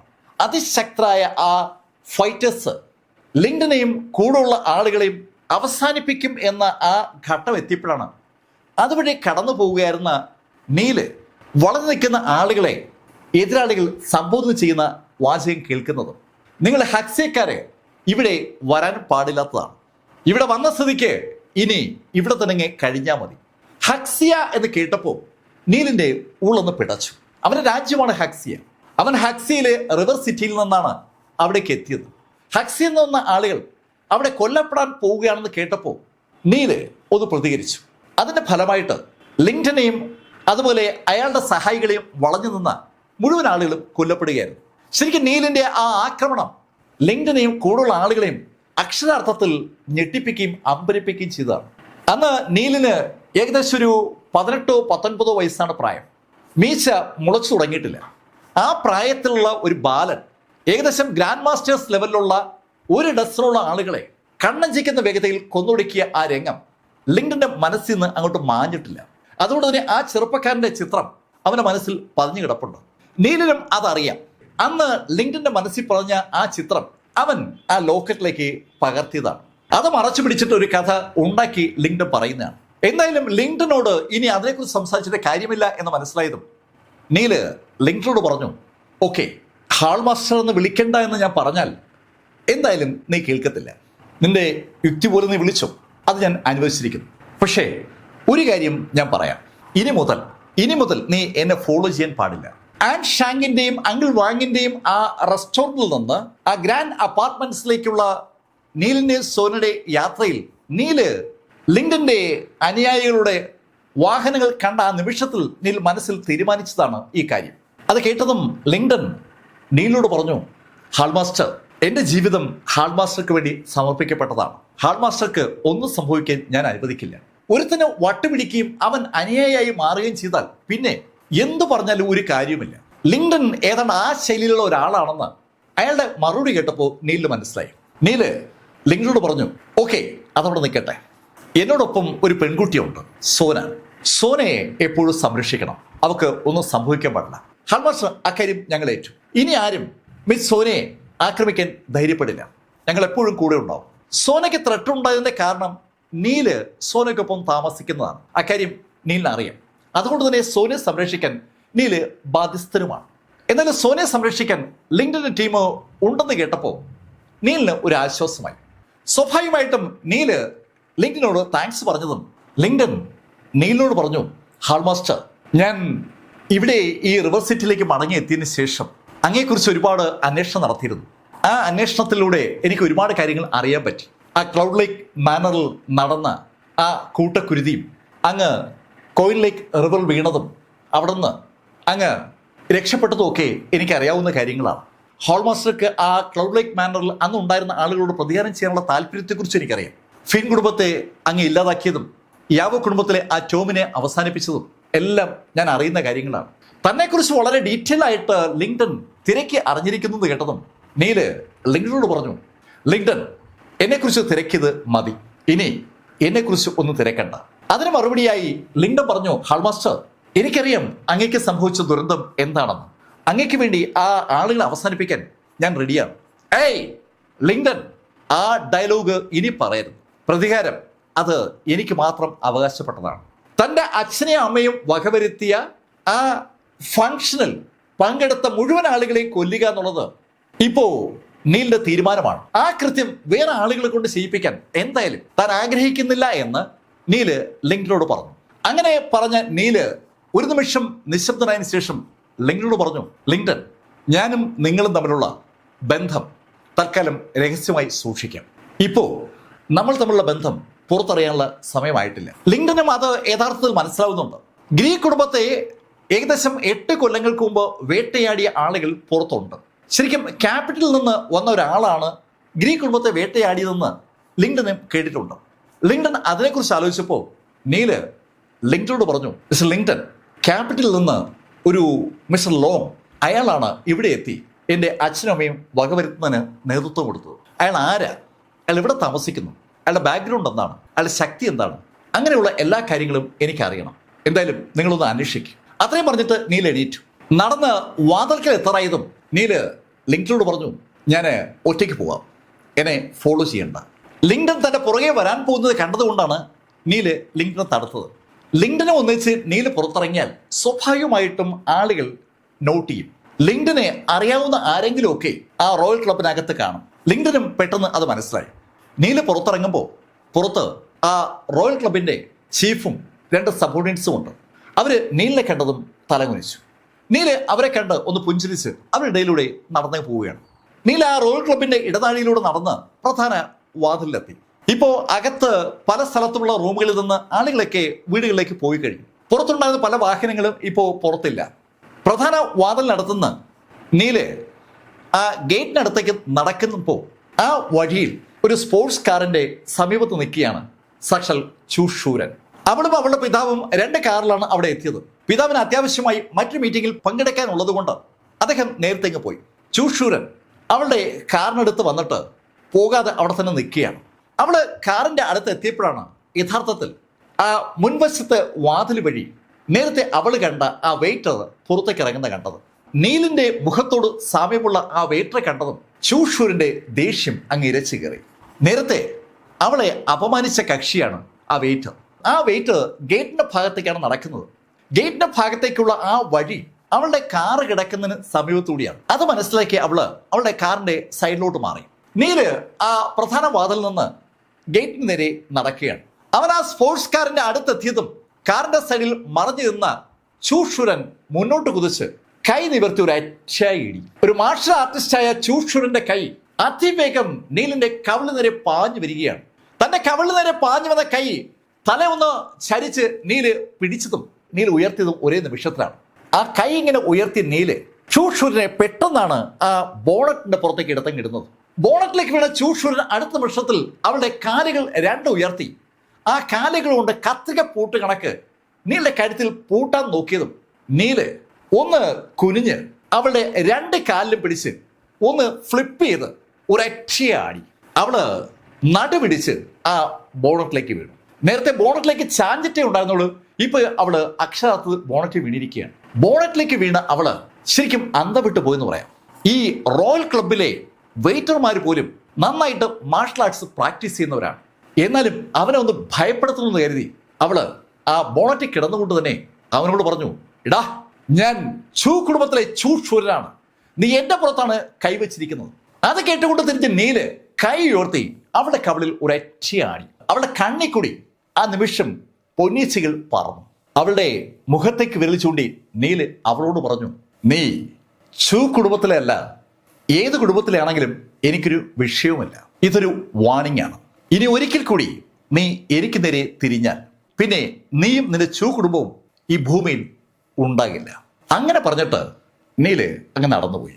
ശരിക്കും നീലത് പറയുമ്പോൾ അവൻ പറയുന്ന കാര്യം ചെയ്യാൻ സർവ്വസാധ്യതയുമുണ്ടെന്ന് ഒരു ഫീല് ആ ബോർഡിൽ അങ്ങനെ കിടക്കുന്ന ചൂഷൂരിന് തോന്നുകയും ചെയ്തു. അവിടെ ഒരു മാർഷൽ ആർട്ടിസ്റ്റാണ്. അത്യാവശ്യം നന്നായിട്ട് ഫൈറ്റ് ചെയ്യാൻ അറിയാവുന്ന കക്ഷിയാണ് ചൂഷൂരൻ. ആ അവളെയാണ് നിഷ്പ്രയാസം ആ ചെറുപ്പക്കാരൻ എടുത്ത് അവിടേക്ക് അടിച്ചത്. അവൻ ഈ റോയൽ ക്ലബിലെ സ്റ്റാഫ് അല്ലേ? പലതരം ചോദ്യങ്ങൾ ചൂഷൂരിന്റെ മനസ്സിലൂടെ കടന്നു വരികയാണ്. റോയൽ ക്ലബിൽ നിന്ന് പുറത്തിറങ്ങിയ നീല് ഗ്രാൻഡ് അപ്പാർട്ട്മെന്റ്സിലേക്കുള്ള യാത്രയിലാണ്. നീല് റോയൽ ക്ലബിൽ നിന്ന് കുറച്ചു ദൂരം നടന്നതിന് ശേഷം ഒരു ടാക്സി പിടിച്ച് ഗ്രാൻഡ് അപ്പാർട്ട്മെന്റ്സിന് അടുത്തെത്തി. നീല മനസ്സിൽ ചൂഷൂരൻ ഒരു മുള്ളായി തറച്ചിരിക്കുകയാണ്. ഒരിക്കൽ കൂടി അവള് നീലിന്റെ വഴിയിൽ കയറി തടസ്സം നിന്നാൽ പിന്നെ അവളെ വെച്ചേക്കണ്ട എന്നൊരു തീരുമാനത്തിലേക്ക് നീല് ഏതാണ്ട് എത്തിയിട്ടുണ്ട്. സ്ത്രീകളെ ഉപദ്രവിക്കാതിരിക്കുക എന്നുള്ളത് നീലിനൊരു പോളിസിയാണ്. പക്ഷേ തല്ല് വാങ്ങുമെന്ന് ഉറപ്പിച്ച് ഒരു സ്ത്രീ ഇറങ്ങിയാൽ ആ തല്ല് അവർക്ക് കൊടുത്തില്ലെങ്കിൽ ചിലപ്പോൾ അത് അവർക്ക് വിഷമമാവും. ആ ഒരു ഫിലോസഫിയാണ് നീല് പാലിക്കുന്നത്. നീല് ഗ്രാൻഡ് അപ്പാർട്ട്മെന്റ്സിലേക്ക് മടങ്ങി എത്തുമ്പോൾ രാത്രി ഏകദേശം 12 മണിയാകാറായി. നീലിന്റെ കയ്യിൽ സ്പെയർ കീ ഉള്ളതുകൊണ്ട് സോനയെ വിളിച്ചുണർത്താതെ തന്നെ അകത്തേക്ക് കിടക്കാൻ നീലിന് പറ്റും. ബെഡ്റൂമിലേക്ക് കയറിയ നീല് ലൈറ്റ് പോലും ഇടാൻ നിൽക്കാതെ ഷർട്ട് അഴിച്ചിട്ടിട്ട് കിടക്കി കിടന്ന് ആ ഷീറ്റ് എടുത്ത് പുറത്തേക്ക് മൂടിയപ്പോൾ നീലിന് മറ്റൊരാളുടെ സാമീപ്യം ആ ബെഡിൽ അനുഭവപ്പെട്ടു. അതൊരു ലേഡിയാണെന്ന് മനസ്സിലായതും നീലിന് കാര്യം മനസ്സിലായി. സോന വീണ്ടും അവിടെ ഒന്ന് കിടക്കുകയാണ്. നീലിന്റെ ഒരു സാമീപ്യം അവൾക്ക് വല്ലാത്തൊരു ധൈര്യം നൽകുന്നുണ്ട്. സോന ഇതിനുമുമ്പ് ഒരു ദിവസം നീലിനെ കെട്ടിപ്പിടിച്ച് കിടന്നത് നീലിന് ഇപ്പോഴും ഓർമ്മയുണ്ട്. അതിനെക്കുറിച്ച് ആലോചിച്ചപ്പോൾ ഒരു പുഞ്ചിരി നീലിന്റെ ചുണ്ടിലേക്ക് വന്നു. എന്തായാലും അല്പസമയം കഴിഞ്ഞപ്പോൾ നീലങ്ങ് ഉറക്കമായി. ശബ്ദം കേട്ട് നീല് ഞെട്ടി ഉണരുമ്പോൾ നീലിന്റെ മുഖത്തിന് നേരെ പാഞ്ഞു വരുന്ന ഒരു കൈയാണ് നീല് കാണുന്നത്. തന്റെ മുഖത്തിന് നേരെ എത്തിയ കൈ നീൽ പെട്ടെന്ന് പിടിച്ചു മാറ്റി. ആ കൈ പിടിച്ചു മാറ്റി നീല് ആ കൈയുടെ ഉടമയെ അടിക്കാനായി ഇടത് കൈ ഉയർത്തിയതും നീല് തന്നെ ഞെട്ടിപ്പോവുകയാണ്. അത് സാക്ഷാൽ സിയ റൂട്ട്സ് ആണ്. സിയ നീലിനോട് ചോദിച്ചു, നീ എന്തിനാ എന്റെ കൂടെ ഒന്ന് കിടന്നത്? അതിന് മറുപടിയായി നീല് പറഞ്ഞു, ഞാൻ നിന്റെ കൂടെ ഒന്ന് കിടന്നു. ഇത് എന്റെ ബെഡ്റൂമാണ്. എന്റെ ബെഡ്റൂമിൽ എന്നോട് ചോദിക്കാതെ ഇവിടെ ഒന്ന് കിടന്ന് നീയല്ലേ? ശരിക്കും അവൾക്ക് എന്താണ് സംഭവിച്ചതെന്നതിനെ കുറിച്ച് നല്ല ധാരണ. അവളുടെ റൂട്ട്സ് കുടുംബം അവൾക്ക് ഒരു കല്യാണാലോചന നടത്തിക്കൊണ്ടിരിക്കുകയാണ്. അവൾക്ക് ഒട്ടും താല്പര്യമില്ലാത്ത ഒരാളെ കൊണ്ട് അവളെ വിവാഹം കഴിപ്പിക്കാനുള്ള ഒരു തീരുമാനത്തിലേക്കാണ് അവളുടെ കുടുംബം എത്തിയിരിക്കുന്നത്. ആ വിവാഹത്തിൽ നിന്ന് രക്ഷപ്പെടുക എന്നുള്ള ഉദ്ദേശത്തോടു കൂടിയാണ് യഥാർത്ഥത്തിൽ റിവർ സിറ്റിയിൽ സിയ തപ്പടിച്ചിരിക്കുന്നത്. ഈ മാഗ്നിഫിഷൻ ഗ്രൂപ്പിൽ അവൾ പൂർണ്ണ ശ്രദ്ധയും കൊടുത്തിരിക്കുന്നത് തന്നെ ആ കല്യാണവുമായി ബന്ധപ്പെട്ട് അവളുടെ വീട്ടുകാരെ അവളെ ശല്യം ചെയ്യാതിരിക്കാൻ വേണ്ടിയാണ്. അവളുടെ അമ്മ അവളെ തീർത്ത് പറഞ്ഞിരിക്കുകയാണ് ഈ ആഴ്ച അവളുടെ വീട്ടിലേക്ക് മടങ്ങി ചെല്ലണമെന്ന്. ഓഫീസിൽ ഇരിക്കുമ്പോഴാണ് അവൾക്ക് അവളുടെ അമ്മയുടെ കോള് വന്നത്. അവളെ വിളിക്കാനായി അവളുടെ അമ്മ റിവർ സിറ്റിയിലേക്ക് വരുന്നു എന്ന കാര്യം കൂടി ഫോണിലൂടെ അവൾ കേട്ടു. അത് കേട്ട നിമിഷത്തിൽ അവള് ഓഫീസിൽ നിന്ന് ഇറങ്ങിയതാണ്. ഓഫീസിൽ നിന്ന് ഇറങ്ങി അവള് പല സ്ഥലത്തും കറങ്ങി തിരിഞ്ഞതിന് ശേഷം ഒരു പബ്ബിലെത്തി. പബ്ബിലിരുന്ന് എത്ര നേരം മദ്യപിച്ചു എന്ന് അവൾക്കൊരു പിടിയില്ല. ശരിക്കും നല്ല രീതിയിൽ മദ്യപിച്ചിരിക്കുന്ന അവൾക്ക് രണ്ട് ഓപ്ഷനാണ് ഉള്ളത്. ഒന്ന്, അവളുടെ അപ്പാർട്ട്മെന്റിലേക്ക് ചെല്ലുക. അവളുടെ അപ്പാർട്ട്മെന്റിലേക്ക് അവൾ ചെന്നാൽ റിവർ സിറ്റിയിലേക്ക് വന്ന അമ്മ ആ അപ്പാർട്ട്മെന്റിൽ കാണും. അവൾ അപ്പോഴേ അവളുടെ അമ്മ പോക്കും നേരെ അവരുടെ കുടുംബ വീട്ടിലേക്ക് കൊണ്ടുപോവുകയും ചെയ്യും. അത് ഒഴിവാക്കാൻ പിന്നെയുള്ള മാർഗം ഏതെങ്കിലും ഹോട്ടലിൽ മുറിയെടുക്കുക എന്നുള്ളതാണ്. പക്ഷെ അവളുടെ ആ ഫാമിലിക്ക് അവൾ ഏത് ഹോട്ടൽ മുറിയെടുത്താലും അത് കണ്ടുപിടിക്കാൻ നിമിഷങ്ങൾ മതിയാവും. അവൾ പണം പേ ചെയ്യുന്ന ആ നിമിഷത്തിൽ, അല്ലെങ്കിൽ അവളുടെ അഡ്രസ്സ് പറഞ്ഞു കൊടുക്കുന്ന ആ നിമിഷത്തിൽ ആ വിവരം അവളുടെ അമ്മ അറിയും. ആ രാത്രിയിൽ മദ്യപിച്ച് ഫിറ്റായിരിക്കുന്ന അവൾക്ക് എവിടെയെങ്കിലും ഒരിടത്ത് തങ്ങിയേ പറ്റൂ. അതിനെക്കുറിച്ച് ആലോചിച്ചപ്പോഴാണ് അവളുടെ മനസ്സിൽ സോനയുടെ മുഖം കടന്നു വന്നത്. അവൾക്ക് ഈ റിവർ സിറ്റിയിൽ ഒരു വല്ലാത്ത ഇമേജാണ് ഉള്ളത്. സിയയ്ക്ക് ഈ റിവർ സിറ്റിയിൽ ഒരു വല്ലാത്ത ഇമേജാണ് ഉള്ളത്. അവളുടെ ഓഫീസിൽ അവൾ വളരെ സ്ട്രിക്റ്റ് ആണ്. എന്നാൽ അവൾക്ക് ഒരു അടുപ്പം ഈ സോനയുമായിട്ടുണ്ട്. സോനയുടെ വീട്ടിൽ 2 മുറി ഉണ്ടെന്നുള്ള കാര്യം നേരത്തെ സോന പറഞ്ഞ് അവൾ അറിഞ്ഞിട്ടുണ്ട്. അതുകൊണ്ടാണ് അവൾ സോനയുടെ വീട്ടിലേക്ക് വന്നത്. സോന അവൾക്ക് നീല് കിടക്കുന്ന ബെഡ്റൂം അലോട്ട് ചെയ്ത് കൊടുക്കുകയും ചെയ്തു. നീൽ എന്തായാലും ആ രാത്രി ഇനി മടങ്ങി വരില്ല എന്ന കാര്യം സോനയ്ക്ക് അറിയാം. പക്ഷെ ഇപ്പോ സിയ ആകെ പെട്ടിരിക്കുകയാണ്. അവള് ഒരു ചെറുപ്പക്കാരനൊപ്പം ഒരേ ബെഡിൽ ഒരു രാത്രി ചെലവഴിച്ചിരിക്കുന്നു. നീല് ഷർട്ട് ഇട്ടിട്ടില്ല. ആ ഒരു യാഥാർത്ഥ്യം തിരിച്ചറിഞ്ഞതും അവൾ പെട്ടെന്ന് അവളുടെ ഡ്രസ്സിലേക്ക് നോക്കി. അവളൊരു നൈറ്റ് ഗൗണാണ് ധരിച്ചിരിക്കുന്നത്. അവൾ നൈറ്റ് ഗൗൺ മാത്രമാണ് ധരിച്ചിരിക്കുന്നതെന്നുള്ള യാഥാർത്ഥ്യം അവളുടെ മനസ്സിലേക്ക് വന്നതും അവളെ നീലിനോട് ചോദിച്ചു, നീൽ നീ എന്നെന്താ ചെയ്ത? ഏയ് നോക്ക് സിയ, എന്തെങ്കിലും സംഭവിച്ചിട്ടുണ്ടെങ്കിൽ ഉത്തരവാദിത്വം ഏറ്റെടുക്കാൻ ഞാൻ തയ്യാറാണ്. സിയോടൊപ്പം ആ രാത്രി ആ ബെഡിൽ കഴിച്ചതിന്റെ ഫലമായി സി എങ്ങാനും പ്രഗ്നന്റ് ആയിട്ടുണ്ടെങ്കിൽ ആ പ്രഗ്നൻസിയുടെ ഉത്തരവാദിത്വം ഏറ്റെടുക്കാമെന്നാണ് നീല് പറഞ്ഞുകൊണ്ട് വരുന്നത്. സിക്ക് അത് കേട്ടപ്പോൾ ഒരു വിറയൽ ശരീരത്തിൽ ഉണ്ടാവുകയാണ്. അവൾക്ക് വിശ്വസിക്കാൻ പറ്റാത്ത ഒരു കാര്യമാണ് ഇപ്പോൾ നീല് പറയുന്നത്. ഇനി അങ്ങനെ വല്ല സംഭവിച്ചു? രാത്രി അവൾ നല്ല ഫിറ്റായിട്ടാണ് അതിനകത്ത് വന്ന് കിടന്നത്. അതുകൊണ്ട് തന്നെ രാത്രി എന്താണ് സംഭവിച്ചതിനെ കുറിച്ച് അവൾക്ക് ഒരു പിടിയില്ല. സിയ അന്തം വിട്ട് നീലിനെ നോക്കുമ്പോൾ നീല് ആ കിടക്കുന്ന എണീറ്റു. വാഷ്റൂമിൽ നിന്ന് പുറത്തേക്ക് ഇറങ്ങുമ്പോഴാണ് നീല് പുറത്തെ വാതില് തുറക്കുന്ന ശബ്ദം കേട്ടത്. നീല് നോക്കുമ്പോൾ കുറച്ച് സാധനങ്ങളുമായി സോന അകത്തേക്ക് നടന്നു വരികയാണ്. ആ സോന, നീ ബ്രേക്ക്ഫാസ്റ്റ് വാങ്ങിച്ചല്ലേ? അങ്ങനെ നീല് ചോദിക്കപ്പോഴാണ് ശരിക്കും സോന നീലിനെ കാണുന്നത്. നീലിത് എപ്പോഴാണ് എത്തിയത്? അതിന് നീല് മറുപടി പറയാൻ തുടങ്ങും മുമ്പ് സിയ സോനയോട് പറഞ്ഞു, നീല് ഇപ്പൊ എത്തിയതേ ഉള്ളൂ. അത് കേട്ട് ചിരിച്ചുകൊണ്ട് സോന ആ ബ്രേക്ക്ഫാസ്റ്റുമായി ഡൈനിങ് ടേബിളിന്റെ നേരെ നടന്നു. ഡൈനിങ് ടേബിളിന്റെ അടുത്തേക്ക് സോന മൂവ് ചെയ്തതും സിയ ശബ്ദം താഴ്ത്തി നീലിന്റെ ചെവിയിൽ പറഞ്ഞു, നീൽ, ഇന്നലത്തെ സംഭവങ്ങളൊന്നും ആരും അറിയരുത്. അത് കേട്ട് ചിരിച്ചുകൊണ്ട് നീല് സിയോട് പറഞ്ഞു, സിയ, ഞാൻ പറഞ്ഞല്ലോ ഉത്തരവാദിത്വം ഞാൻ ഏറ്റെടുത്തോളാം. തലേദിവസം രാത്രി നീലിനൊപ്പം കഴിഞ്ഞ സിയ എന്തെങ്കിലും കാരണവശാൽ ഗർഭിണി ആയിട്ടുണ്ടെങ്കിൽ ആ ഗർഭത്തിന് ഉത്തരവാദിത്വം താൻ ഏറ്റെടുത്തുകൊള്ളാം എന്നാണ് നീല് പറഞ്ഞുകൊണ്ട് വരുന്നത്. എന്ത് മറുപടിയാണ് ആ ഡയലോഗിന് പകരമായി പറയേണ്ടെന്നറിയാതെ അന്തം വിട്ട് സിയ നീലിനെ നോക്കുമ്പോൾ നീല് അതിവേഗം ഡൈനിങ് ടേബിളിന്റെ അടുത്തെത്തി. ഡൈനിങ് ടേബിളിന്റെ മുകളിലേക്ക് സോന ആ ഭക്ഷണപദാർത്ഥങ്ങൾ എടുത്തു വെച്ചതും അവിടെ ഒരു കസര പിടിച്ചിട്ടിരുന്ന നീല് അതിന്ന് ഭക്ഷണം എടുത്ത് കഴിച്ചു തുടങ്ങി. ആഹാ സോന, നല്ല രുചിയുണ്ടല്ലോ. എന്തായാലും ബ്രേക്ക്ഫാസ്റ്റ് ഇന്ന് അടിപൊളിയായിട്ടുണ്ട്. നീല് പെട്ടെന്ന് ആ ഭക്ഷണം എടുത്ത് കഴിച്ചു തുടങ്ങിയപ്പോൾ സോന നീലിനോട് പറഞ്ഞു, നീൽ, ഞാനിത് സിയയ്ക്ക് വേണ്ടി വാങ്ങിച്ചാണ്. ഓ, അതൊന്നും സാരമില്ല, നമുക്ക് ഇനിയും വാങ്ങിക്കാമല്ലോ. ഈ സംഭാഷണം കേട്ടുകൊണ്ടിരിക്കുന്ന സിയയ്ക്ക് ശരിക്കും ദേഷ്യം കൊണ്ട് ഇരച്ചു കയറുകയാണ്. തന്നെ മൈൻഡ് ചെയ്യാതെ താൻ മാഗ്നിഫിഷൻ ഗ്രൂപ്പിന്റെ CEO ആണെന്ന കാര്യം പോലും ഓർക്കാതെ ഒരു ചെറുപ്പക്കാരൻ തന്നെ ഇട്ട് വട്ടുകളിപ്പിക്കുകയാണെന്ന് തോന്നിയതും സിയ ദേഷ്യപ്പെട്ട് ആ ഹാളിൽ നിന്ന് പുറത്തേക്ക് ഇറങ്ങി. സിയ ദേഷ്യപ്പെട്ടാണ് പുറത്തേക്ക് പോകുന്നതെന്ന് മനസ്സിലാക്കിയ സോന നീലൊന്ന് നോക്കിയിട്ട് സിയുടെ പുറകെ പുറത്തേക്ക് ഇറങ്ങി. അവളുടെ സ്ഥാപനത്തിന്റെ CEO ആണ് പിണങ്ങി പോകുന്നത്.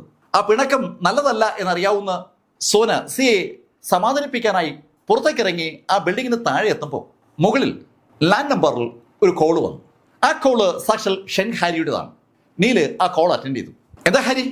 ഞാൻ മിസ്റ്റർ ഗ്രീ പറഞ്ഞ അനുസരിച്ച് കാര്യങ്ങളൊക്കെ അറേഞ്ച് ചെയ്തിട്ടുണ്ട്. ഒരു ട്രാൻസ്ഫർ ഡോക്യുമെന്റ് ഞാൻ തയ്യാറാക്കി. പക്ഷെ ആ ട്രാൻസ്ഫർ ഡോക്യുമെന്റ് ഒപ്പിടേണ്ടത് ക്യൂൻ ഗ്രൂപ്പിന്റെ ഇപ്പോഴത്തെ CEO സിയാങ് കെങ് ആണ്. യഥാർത്ഥത്തിൽ ഈ ഹെവൻലി ജസ്റ്റിസ് ഗ്രൂപ്പിനെ പൂർണ്ണമായും ക്യൂൻ ഗ്രൂപ്പ് വിഴുങ്ങിയതാണ്. ഹെവൻലി ജസ്റ്റിസ് ഗ്രൂപ്പിലേക്ക് ആ ഷെയർ മുഴുവൻ ക്യൂൻ ഗ്രൂപ്പിൽ നിന്ന് എഴുതി വാങ്ങണമെങ്കിൽ നമുക്ക് ആദ്യം സിയാങ് കെങ്ങിനോട് സംസാരിക്കണം. പക്ഷേ സിയാങ് കെങ്ങിനെ എനിക്ക് ഇതുവരെ കോൺടാക്ട് ചെയ്യാൻ പറ്റിയിട്ടില്ല. അയാളെ കോൺടാക്ട് ചെയ്യാൻ ഞാൻ എൻ്റെ ബന്ധങ്ങൾക്ക് ഉപയോഗിച്ചിട്ടും പറ്റുന്നില്ല. അയാളുടെ ചുറ്റും എപ്പോഴും സെക്യൂരിറ്റിക്കാരും ഉണ്ട്. കാര്യം കേട്ട് കഴിഞ്ഞതും നീല് ഷെൻ ഹാരിയോട് പറഞ്ഞു, ഓക്കെ, അത് ഞാൻ നോക്കാം, എനിക്ക് ആ ഡോക്യുമെന്റ് എത്തിച്ച്. അങ്ങനെയാണെങ്കിൽ ഇനി ഒരു കാര്യം കൂടി ഉണ്ട്. ഈ സിയാങ് കെങ്ങിന്റെ ബേസ് എന്ന് പറയുന്നത് അയാളെ സഹായിക്കുന്ന ഒരു ഗ്രാൻഡ് മാസ്റ്ററാണ്. കിയോ ക്യാൻ എന്നാണ് അയാളുടെ പേര്. അയാള് ഈ റിവർ സിറ്റിയിൽ എല്ലാവരും ഭയക്കുന്നൊരു വ്യക്തിയാണ്. അയാളും അയാളുടെ ആളുകളുമാണ് ശരിക്കും ഈ ക്യൂൻ ഗ്രൂപ്പിനെ പ്രൊട്ടക്ട് ചെയ്ത് നിർത്തുന്നത്. അതിനും മറുപടിയായി നീല് പറഞ്ഞു, ഓക്കെ, അയാളുടെ കാര്യം ഞാൻ ഏറ്റു. മിസ്റ്റർ ഗ്രീ, ഈ രണ്ട് കാര്യങ്ങളും സെറ്റിൽ ആയാൽ വിതിൻ 3 days നമ്മൾ ഹെവൻലി ജസ്റ്റിസ് ഗ്രൂപ്പ് ലോഞ്ച് ചെയ്യാൻ പരുവത്തിലാക്കും. അത് കേട്ടപ്പോ നീലിന്റെ മുഖത്ത് ഒരു പുഞ്ചിരി വിരിഞ്ഞു. നീൽ യഥാർത്ഥത്തിൽ റിവർ സിറ്റിയിലേക്ക് മടങ്ങി വരുമ്പോൾ ഇത്തരത്തിലൊരു ആശയം നീലിന്റെ മനസ്സിൽ ഉണ്ടായിരുന്നില്ല. ഇവിടെ ഇപ്പോൾ ഉണ്ടായിരിക്കുന്ന ഈ സാഹചര്യങ്ങളാണ് നീലിനെ യഥാർത്ഥത്തിൽ ആ ഹെവൻലി ജസ്റ്റിസ് ഗ്രൂപ്പ് തിരിച്ചു പിടിക്കണം എന്ന ആശയത്തിൽ കൊണ്ടെത്തിച്ചത്. ഇവിടേക്ക് വരുമ്പോൾ പ്രതികാരം അതൊന്ന് മാത്രമാണ് നീലിന്റെ മനസ്സിലുണ്ടായിരുന്ന ഏക ആശയം. റിവർ സിറ്റിയിലേക്ക് നീല് വന്നത് യഥാർത്ഥത്തിൽ നീലിന്റെ ആ മാസ്റ്റർ സിയുടെ കാര്യം പറഞ്ഞതുകൊണ്ടാണ്. അങ്ങനെ ആലോചിച്ചുകൊണ്ട് ഫോൺ കട്ട് ചെയ്ത നീല് അതിവേഗം ഭക്ഷണം കഴിച്ച് റെഡിയാകാനുള്ള തയ്യാറെടുപ്പിലേക്ക് കടന്നു. നീല് ഏകദേശം ഒരു 10 മണിയായപ്പോൾ റെഡിയായി കഴിഞ്ഞു. ആ സമയത്താണ് ഷെൻ ഹാരിയുടെ സബോർഡിനേറ്റ്സ് ചില ഡോക്യുമെന്റ്സ് ഒക്കെ അവിടെ എത്തിക്കുന്നത്. ക്യൂൻ ഗ്രൂപ്പിന്റെ എല്ലാ ഷെയറുകളും ഹെവൻലി ജസ്റ്റിസ് ഗ്രൂപ്പിലേക്ക് ട്രാൻസ്ഫർ ചെയ്യാനുള്ള ഒരു സമ്മതപത്രമാണ് യഥാർത്ഥത്തിൽ ആ എഗ്രിമെന്റിന്റെ ബേസ് എന്ന് പറയുന്നത്. കുറേയേറെ പേജുകളിൽ അല്ലാതെ സിഗ്നേച്ചർ ഇടേണ്ടതുണ്ട്. ക്യൂൻ എന്ന കമ്പനി അപ്പാടെ ഹെവൻലി ജസ്റ്റിസ് ഗ്രൂപ്പായി മാറേണ്ടതാണ്. അതിന് ആവശ്യമായ വില കൊടുക്കണം എന്നുള്ള കാര്യം ഷെൻ ഹാരിക്ക് അറിയാം. ഷെൻ ഹാരി അതിന് റെഡിയുമാണ്. പക്ഷേ ഷെൻ ഹാരിക്ക് ആ പ്രവൃത്തി ചെയ്യാൻ കഴിയണമെങ്കിൽ ഈ സിയാങ് കിങ്ങിനെ ഒന്ന് കാണണമല്ലോ. സിയാങ് കിങ്ങിനെ നീല് കൈകാര്യം ചെയ്തോളാം എന്ന് പറഞ്ഞിരിക്കുന്നതുകൊണ്ട് മറുഭാഗത്ത് ഈ ഡോക്യുമെന്റ് കൊടുത്തുവിട്ട ഷെൻ ഹാരിയുടെ ഉള്ളിൽ ഒരു സംശയമുണ്ട്. നീല് നല്ലൊരു ഡോക്ടറാണ്. പക്ഷേ ആ അറിവ് മാത്രം വെച്ചുകൊണ്ട് സിയാങ് കിങ്ങിനെ പോലുള്ള ഒരു CEO എങ്ങനെ നീല് സമ്മതിപ്പിക്കും? ഷെൻ ഹാരിക്ക് ഉണ്ടായതുപോലെ ഒരു ടെർമിനൽ ഇൽനസ് സിയാങ് കിങ്ങിന് ഉണ്ടെങ്കിൽ മാത്രമേ അവിടെ നീലിന്റെ ഇടപാടുകൾ നടക്കത്തുള്ളൂ. അതിനെക്കുറിച്ച് ഷെൻ ഹാരി ആലോചിക്കുമ്പോഴേക്കും ഇവിടെ ഗ്രാൻഡ് അപ്പാർട്ട്മെന്റ്സിൽ നിന്ന് അർമാനി കോട്ടും സൂട്ടും ധരിച്ച നീല് ഒരു ഫയലുമായി പുറത്തേക്ക് ഇറങ്ങി വരികയാണ്. ആ ഫയലുമായി പുറത്തേക്ക് ഇറങ്ങി വരുന്ന നീലിനെ കണ്ടാൽ ആരും ഒന്ന് നോക്കിപ്പോവും. ശരിക്കും വിലപിടിപ്പുള്ള ആ അർമാനി കോട്ടും സൂട്ടും ധരിച്ച നീല് ഇപ്പൊ കാണാൻ അതീവ സുന്ദരനാണ്. നീലിനെ കാണുന്ന ആരും അയാള് ഒരു വലിയ ബിസിനസ്സുകാരനാണെന്ന് സ്വയം ധരിച്ചു പോകുന്ന ശൈലിയിലുള്ള ഒരു വേഷമാണ് ഇപ്പോൾ നീലിൻ്റെത്. ഏകദേശം ഒരു 30 മിനിറ്റ് കഴിഞ്ഞപ്പോൾ നീൽ ഈ റിവർ സിറ്റിയുടെ തിലകക്കുറിയായി നിൽക്കുന്ന ആ കൂറ്റൻ ബിൽഡിംഗ് സമുച്ചയത്തിലേക്ക് എത്തി. അവിടെ വലിയ അക്ഷരത്തിൽ മുകളിൽ വലിയൊരു ബോർഡുണ്ട്, ക്യൂൻ ഗ്രൂപ്പ്. എത്രയെങ്കിലും ടൺ ഭാരമുള്ള ഒരു ബോർഡാണ് മുകളിൽ സ്ഥാപിച്ചിരിക്കുന്നത്. രാത്രിയാകുമ്പോൾ ആ ബോർഡിന് ചുറ്റും വിളക്കുകൾ തെളിയും. അത് ഈ റിവർ സിറ്റിയിൽ എവിടെ നിന്നും കാണാവുന്ന ശൈലിയിലും കൂടി ആയതുകൊണ്ട് ഈ ബിൽഡിംഗ് എല്ലാവരുടെ മനസ്സിൽ പതിഞ്ഞിട്ടുണ്ട്. 40-ലധികം നിലകളുള്ള ആ കൂറ്റൻ ബിൽഡിങ്ങിന് മുന്നിലേക്കാണ് സാക്ഷാൽ നീൽ ഗ്രീ എത്തുന്നത്. നീല് ആ ഫയലുമായി പ്രധാന ഡോറിലേക്ക് വന്നപ്പോൾ അവിടെ നിൽക്കുന്ന സെക്യൂരിറ്റി ഗാർഡുകൾ പെട്ടെന്ന് വഴിമാറി കൊടുക്കുകയാണ്. വേഷമാണ് ഒരാൾ ആരാണെന്ന് തീരുമാനിക്കുന്നതെന്നുള്ള ഒരു ചൊല്ലുണ്ട്. ഇവിടെ ഈ അർമാനി സ്റ്റോറിൽ നിന്ന് നീല് വാങ്ങിച്ച ആ ഡ്രസ്സിന് എന്തായാലും ആ ഡോറ് തുറപ്പിക്കാനുള്ള കപ്പാസിറ്റി ഉണ്ട്. ശരിക്കും വളരെ ബഹുമാനത്തോടു കൂടിയാണ് ആ ഗാർഡുകൾ നീലിനെ ഒന്ന് വണങ്ങി ആ ഡോറ് തുറന്നു കൊടുക്കുന്നത്. നീൽ അവിടെ നിന്ന് നേരെ ആ റിസപ്ഷനിലേക്ക് എത്തി. റിസപ്ഷനിൽ സുന്ദരിയായ ഒരു യുവതിയായി ഇരിക്കുന്നത്. തന്നെ നേരെ നടന്നു വരുന്ന ആ ചെറുപ്പക്കാരനെ വല്ലാത്തൊരു കൗതുകത്തോടെ ആ റിസപ്ഷനിസ്റ്റ് അങ്ങനെ നോക്കിയിരിക്കുമ്പോഴേക്കും നീല് ആ പെൺകുട്ടിയുടെ അടുത്തെത്തി. അവളുടെ കണ്ണുകൾ നീലിന്റെ മുഖത്ത് നിന്ന് മാറുന്നില്ല. നീലിനെ തന്നെ അവളങ്ങനെ നോക്കിയിരിക്കുമ്പോൾ നീല് അവളോട് ചോദിച്ചു, നിങ്ങളുടെ മാർക്കറ്റിംഗ് മാനേജറുമായിട്ട് എനിക്കൊരു അപ്പോയിന്റ്മെന്റ് ഉണ്ട്. അദ്ദേഹം ഏത് ഫ്ലോറിലാണ് ഉള്ളത്? നീൽ അത് ചോദിക്കുമ്പോഴും ആ പെൺകുട്ടി ഉത്തരം പറയാതെ നീലിനെ തന്നെ നോക്കിയിരിക്കുകയാണ്. നീല് അവളുടെ മുന്നിലെ ഡെസ്കിൽ നിന്ന് തട്ടിയപ്പോൾ പെട്ടെന്ന് അവള് ഞെട്ടി ഉണർന്നു. അവളോടായി നീല് ചോദിച്ചു, സുന്ദരി, നിങ്ങളുടെ മാർക്കറ്റിംഗ് മാനേജർ ഏത് ഫ്ലോറിലാണ് ഉള്ളത്? എനിക്ക് അദ്ദേഹവുമായി ഒരു അപ്പോയിന്റ്മെന്റ് ഉണ്ട്. നീലിന്റെ റിക്വസ്റ്റ് കേട്ടതും ആ പെൺകുട്ടി പറഞ്ഞു, സാർ, അദ്ദേഹം 20th ഫ്ലോറിലാണ്. അങ്ങനെ പറഞ്ഞിട്ട് അവളുടെ ഡ്രോയിൽ നിന്ന് അവളുടെ വിസിറ്റിംഗ് കാർഡ് എടുത്ത് നീലിനെ കൊടുത്ത് സ്വയം പരിചയപ്പെടുത്താനായി അവളുടെ ഡ്രോ തുറന്ന് കാർഡ് എടുത്ത് നീൽ നിന്ന ഭാഗത്തേക്ക് നോക്കുമ്പോൾ അവിടെ നീലില്ല. ആ ചെറുപ്പക്കാരൻ ആ ലിഫ്റ്റുള്ള ഭാഗത്തേക്ക് നടക്കുന്നത് അവൾക്കിപ്പോൾ കാണാം. അവൾക്ക് ആ കാഴ്ച കണ്ടപ്പോൾ ഒരു വല്ലാത്ത ചമ്മൽ. ഒരുപാട് ആളുകൾ അവിടെ വരികയും പോവുകയും ചെയ്യുന്നതാണ്. അവരോടൊന്നും തോന്നാത്ത ഒരു അടുപ്പം ആ പെൺകുട്ടിക്ക് ഒറ്റ നോട്ടത്തിൽ നീലിനോട് തോന്നിപ്പോവുകയാണ്. നീൽ പൊതുവെ കാണാൻ കൊള്ളാവുന്ന കക്ഷിയാണ്. അതാണോ നീൽ അണിഞ്ഞിരിക്കുന്ന ആ ഡ്രസ്സാണോ ഏതാണ് ആ പെൺകുട്ടിയെ ആകർഷിച്ചതെന്ന് പറയാൻ കഴിയത്തില്ല. എന്നാലും നീല് ആ ലിഫ്റ്റിലേക്ക് കയറിയ നീല് 20ാമത്തെ നിലയിൽ പ്രസ് ചെയ്യുന്നതിന് പകരം 29ാമത്തെ നിലയിലാണ് പ്രസ് ചെയ്തത്. ഇവിടേക്ക് വരുന്നതിന് മുന്നേ തന്നെ ലിയാങ്ടനുമായി ബന്ധപ്പെട്ട് കുറേയേറെ വിവരങ്ങൾ ആ ക്യൂൻ ഗ്രൂപ്പിനെ കുറിച്ച് നീല് അറിഞ്ഞിട്ടുണ്ട്. ആ ബിൽഡിങ്ങിലെ 29ാമത്തെ നിലയിൽ വരെ ലിഫ്റ്റിൽ ആളുകൾക്ക് പോകാൻ കഴിയും. അതിന് മുകളിലേക്ക് ലിഫ്റ്റ് ഉണ്ട്. ആ ലിഫ്റ്റുകൾ സ്റ്റാർട്ട് ചെയ്യുന്നത് 30ാമത്തെ നിലയിലാണ്. 29ാമത്തെ നിലയിൽ നിന്ന് 30ാമത്തെ നിലയിലേക്ക് സ്റ്റെപ്പുകൾ കയറി ചെല്ലണം. സ്റ്റെപ്പ് കയറി ചെന്നതിന് ശേഷമാണ് ലിഫ്റ്റിലേക്ക് കയറാൻ. ആ സ്റ്റെപ്പുകൾ കയറി ചെല്ലുന്നിടത്ത് വൻതോതിൽ സെക്യൂരിറ്റി സംവിധാനങ്ങളുണ്ട്. അതൊക്കെ ലിയാങ്ടൺ നീലിനെ അറിയിച്ചിട്ടുണ്ട്. അതിന്റെ അടിസ്ഥാനത്തിലാണ് നീല് 29ാമത്തെ നിലയിൽ തന്നെ ലിഫ്റ്റിൽ നിന്ന് ഇറങ്ങിയത്. ആ നിലയിൽ ഇറങ്ങിയ നീല് നേരെ വാഷ്റൂമിലേക്ക് കയറി. വാഷ്റൂമിനകത്തേക്ക് കയറിയ നീല് മുന്നോട്ട് കയറി വലത്തോട്ട് തിരിഞ്ഞ് ആ ബിൽഡിങ്ങിന്റെ വിൻഡോയിലുള്ള ഭാഗത്തെത്തി. വാഷ്റൂമിനകത്തൂടി തന്നെ ആ വിൻഡോയുടെ അടുത്തെത്തിയ നീൽ അടുത്ത നിമിഷത്തിൽ ആ ഗ്ലാസ്സിൽ ഒന്ന് കൈവച്ചു. ഏതാനും സെക്കൻഡ് കഴിഞ്ഞതും ആ ഗ്ലാസ് പതുക്കെ അടർന്ന് നീലിന്റെ കയ്യിലേക്ക് വന്നു. ഒരു പാളി ഇളകി വരുന്ന പോലെ ആ ഗ്ലാസ് നീലിന്റെ കയ്യിലേക്ക് ഇങ്ങനെ അടർന്നു വരികയായിരുന്നു. നീൽ ആ തുറന്ന ജനാല വഴി പുറത്തേക്ക് ഇറങ്ങി. 29ാമത്തെ നിലയിലെ ആ വാഷ്റൂമിന്റെ പുറത്തെത്തിയ നീല് അവിടെ ആ ഭാഗത്ത് നിൽക്കുമ്പോൾ താഴെ നിൽക്കുന്ന ആരെങ്കിലും കണ്ടാൽ ഞെട്ടിപ്പോവും. ചുവരിൽ ഒരാൾ അങ്ങനെ നിൽക്കുകയാണ്. നീല് തന്റെ കാലുകൾ ആ ജനാലയിൽ ഉറപ്പിച്ചു പിടിച്ചതിന് ശേഷം 2 കൈകളും ഒന്ന് മുകളിലേക്ക് ഉയർത്തി ഒന്ന് പൊങ്ങി. അടുത്ത നിമിഷത്തിൽ നമ്മൾ കാണുന്നത് 29ൽ നിന്ന് 30ലേക്ക് കുതിക്കുന്ന നീലിനെയാണ്. അവിടെയുള്ള ജനാലയ്ക്ക് മുകളിലുള്ള ആ ലിൻഡിൽ പിടിച്ച നീല് പെട്ടെന്നാണ് ആ ലിൻഡിന്റെ മുകളിലേക്ക് കയറുന്നതും വീണ്ടും മുന്നോട്ട് കുതിക്കുന്നത്. അടുത്ത ജമ്പിന് നീല് 31ാമത്തെ നിലയിലെ ലിൻഡിലെത്തി. അങ്ങനെ കുതിച്ചു ഇതാ എന്ന് പറയുന്ന വേഗതയിൽ നീല് 38ാമത്തെ നിലയിലെത്തി. 39ാമത്തെ നിലയിലാണ് ആ കമ്പനിയുടെ CEO സാക്ഷാൽ സിയാങ് കിങ് അദ്ദേഹത്തിന് ഓഫീസ് ഇട്ടിരിക്കുന്നത്. അവിടേക്ക് കടന്നു പോകുന്ന ആ വഴി 30 മുതൽ 38 വരെ ഹൈലി സെക്യൂർഡാണ്. അവിടെ വൻതോതിൽ കാവൽക്കാരുണ്ട്. ആ കാര്യം ലിയാങ്ടൺ നേരത്തെ തന്നെ നീലിന് റിപ്പോർട്ട് ചെയ്തിട്ടുണ്ട്. ആ കാവൽക്കാരെ മുഴുവൻ ഒഴിവാക്കിക്കൊണ്ടാണ് നീലിപ്പോ 38ാമത്തെ നിലയിലെ ആ വാഷ്റൂമിന്റെ പുറകുവശത്ത് എത്തിയിരിക്കുന്നത്. അവിടെയുള്ള ഗ്ലാസ് തകർത്ത് ഏതാനും സെക്കൻഡുകൾക്കകം നീല് ആ വാഷ്റൂമിനകത്തേക്ക് കടന്നു. ഏതാനും സെക്കൻഡുകൂടെ കഴിയുമ്പോൾ നമ്മൾ കാണുന്നത് ഒരു ഫയലും പിടിച്ച് ആ വാഷ്റൂമിൽ നിന്ന് പുറത്തേക്ക് വരുന്ന സാക്ഷാൽ നീൽ ഗ്രീയാണ്. വാഷ്റൂമിൽ നിന്ന് ഇറങ്ങിയ നീല് 39ാമത്തെ നിലയിലേക്കുള്ള ആ പടിക്കെട്ടിനടുത്തേക്ക് നടക്കുമ്പോൾ പെട്ടെന്നാണ് ഒരാള് നീലിന്റെ മുന്നിലേക്ക് വരുന്നത്. ആരാ നീ എങ്ങനെ ഇവിടെ എത്തിയത്? അയാൾ ആ ചോദ്യം ചോദിച്ചു എന്നുള്ളത് സത്യമാണ്. പക്ഷെ അതിന്റെ മറുപടി കേൾക്കാൻ കഴിയുമ്പോൾ നീല് അയാളുടെ തൊട്ടു മുന്നിൽ എത്തിയിട്ടുണ്ട്. അയാളുടെ തൊട്ടു മുന്നിൽ എത്തിയ നീല് ഒന്ന് കൈ ഉയർത്ത് താഴ്ത്തിയതും ആ മനുഷ്യൻ താഴേക്ക് വീഴുകയും ചെയ്തു. എന്താണ് സംഭവിച്ചതെന്ന് ആ മനുഷ്യന് മനസ്സിലായിട്ടുണ്ടോ എന്ന് പോലും സംശയമാണ്. ശരിക്കും ലൈറ്റ്നിങ് വേഗതയിൽ നീൽ അയാളുടെ മുന്നിലേക്ക് പറന്നെത്തുകയായിരുന്നു. ആ വ്യക്തി താഴെ വീണതും അയാളെ മറികടന്ന് നീല് മുന്നോട്ട് നടന്നു.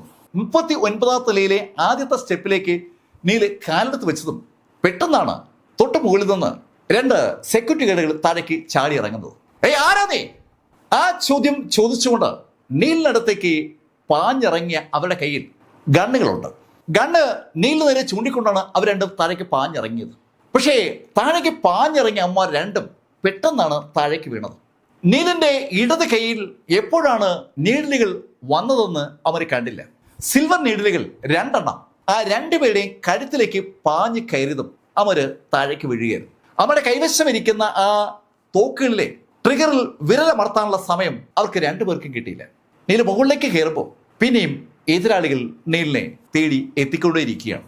നീൽ 39ാമത്തെ നിലയിലെ വാതിൽക്കൽ എത്തുന്നതിനിടയിൽ ഏകദേശം 1 ഡസനോളം ആളുകൾ താഴെ വീണ് കഴിഞ്ഞു. സകലരും കൊല്ലപ്പെടുകയോ അല്ലെങ്കിൽ മരണത്തെ അഭിമുഖീകരിക്കുകയോ ചെയ്യുകയാണ്. 29ാമത്തെ നില മുതൽ ഇത് ആരംഭിച്ചിരുന്നുവെങ്കിൽ നീലിപ്പോ 39ൽ എത്തുന്നതിനിടയ്ക്ക് ഒരുപാട് ആളുകൾ കൊല്ലപ്പെട്ടവേ. അത് ഒഴിവാക്കാനായിട്ടാണ് നീല് ആ വാഷ്റൂമിൽ കൂടി പുറത്തിറങ്ങി ആ ബിൽഡിങ്ങിന്റെ മുകൾ ഭാഗം വരെ ബിൽഡിങ്ങിന് പുറത്തുകൂടി എത്തിയത്. 39ാമത്തെ നിലയിലെ ആ വാതിൽക്കലെത്തിയ നീല് നോക്കുമ്പോൾ ഒരു കൂറ്റൻ ഇരുമ്പ് വാതില അവിടെ ഉള്ളത്. നീൽ തന്റെ വലത് കൈയിലേക്ക് തന്റെ ഇന്റേണൽ എനർജി പൂർണ്ണമായി കേന്ദ്രീകരിച്ചിട്ട് ആ ഇന്റേണൽ എനർജി കൊണ്ട് സമാഹരിച്ച ആ ശക്തി ഉപയോഗിച്ച് ഒരൊറ്റ ഇടി. ഈ സമയത്ത് ആ വാതിലിന്റെ അപ്പുറത്ത് കുറച്ച് ആളുകളുണ്ട്. വാതിലിന് കാവൽ നിൽക്കുന്ന ആളുകളാണ്. തങ്ങളുടെ പുറകിലുള്ള വാതിൽ ഒരു ശബ്ദത്തോടെ മുഴക്കമുണ്ടാക്കുന്നത് സ്വാഭാവികമായിട്ടും ആ ആളുകളെ ശ്രദ്ധയപ്പെട്ടു. എന്താണ് സംഭവിക്കുന്നത് അറിയാതെ അമ്പരപ്പോഴെ തൊട്ട് പുറകുള്ള വാതിലിലേക്ക് അവർ നോക്കുമ്പോൾ ആ വാതിൽ പൂർണ്ണമായി ഇളകി മാറുന്ന കാഴ്ചയാണ് അവർ കണ്ടത്. ആ റൂമിന്റെ ആ കൂറ്റൻ ഇരുമ്പ് വാതിൽ ഇതാ ആ ഘടിപ്പിച്ചിരുന്ന സ്ഥലത്ത് നിന്ന് ഇളകി മുന്നോട്ട് നടന്ന് വരികയാണ്. ആ റൂമിന്റെ വാതിൽ മുന്നോട്ടങ്ങനെ നടന്നു വരുന്ന ആ കാഴ്ച കണ്ട ഏകദേശം 1 ഡസനോളം വരുന്ന ആ ഗാർഡുകൾ തികച്ചും അമ്പരപ്പിക്കുന്ന ആ കാഴ്ച വിശ്വസിക്കാനാവാതെ കണ്ണുകൾ വഴിച്ച് ആ മൂവ് ചെയ്യുന്ന വാതിൽക്കലേക്ക് നോക്കുമ്പോൾ ആ വാതിൽ ഒന്ന് ചലിച്ചു. ശരിക്കും ആ കൂറ്റൻ ഇരുമ്പ് വാതിൽ ഒരു കൊടുങ്കാറ്റ് പോലെ അവരുടെ നേരെ പാഞ്ഞു വരികയായിരുന്നു. എന്താണ് യഥാർത്ഥത്തിൽ സംഭവിക്കുന്നതെന്ന് അവർക്ക് മനസ്സിലാകുമ്പോഴേക്കും ആ 1 ഡസൻ ആളുകളും താഴെ രക്തത്തിൽ കുളിച്ചു കിടക്കുകയാണ്. അവരുടെ മുകളിലായി ആ ഇരുമ്പ് വാതിലുമുണ്ട്.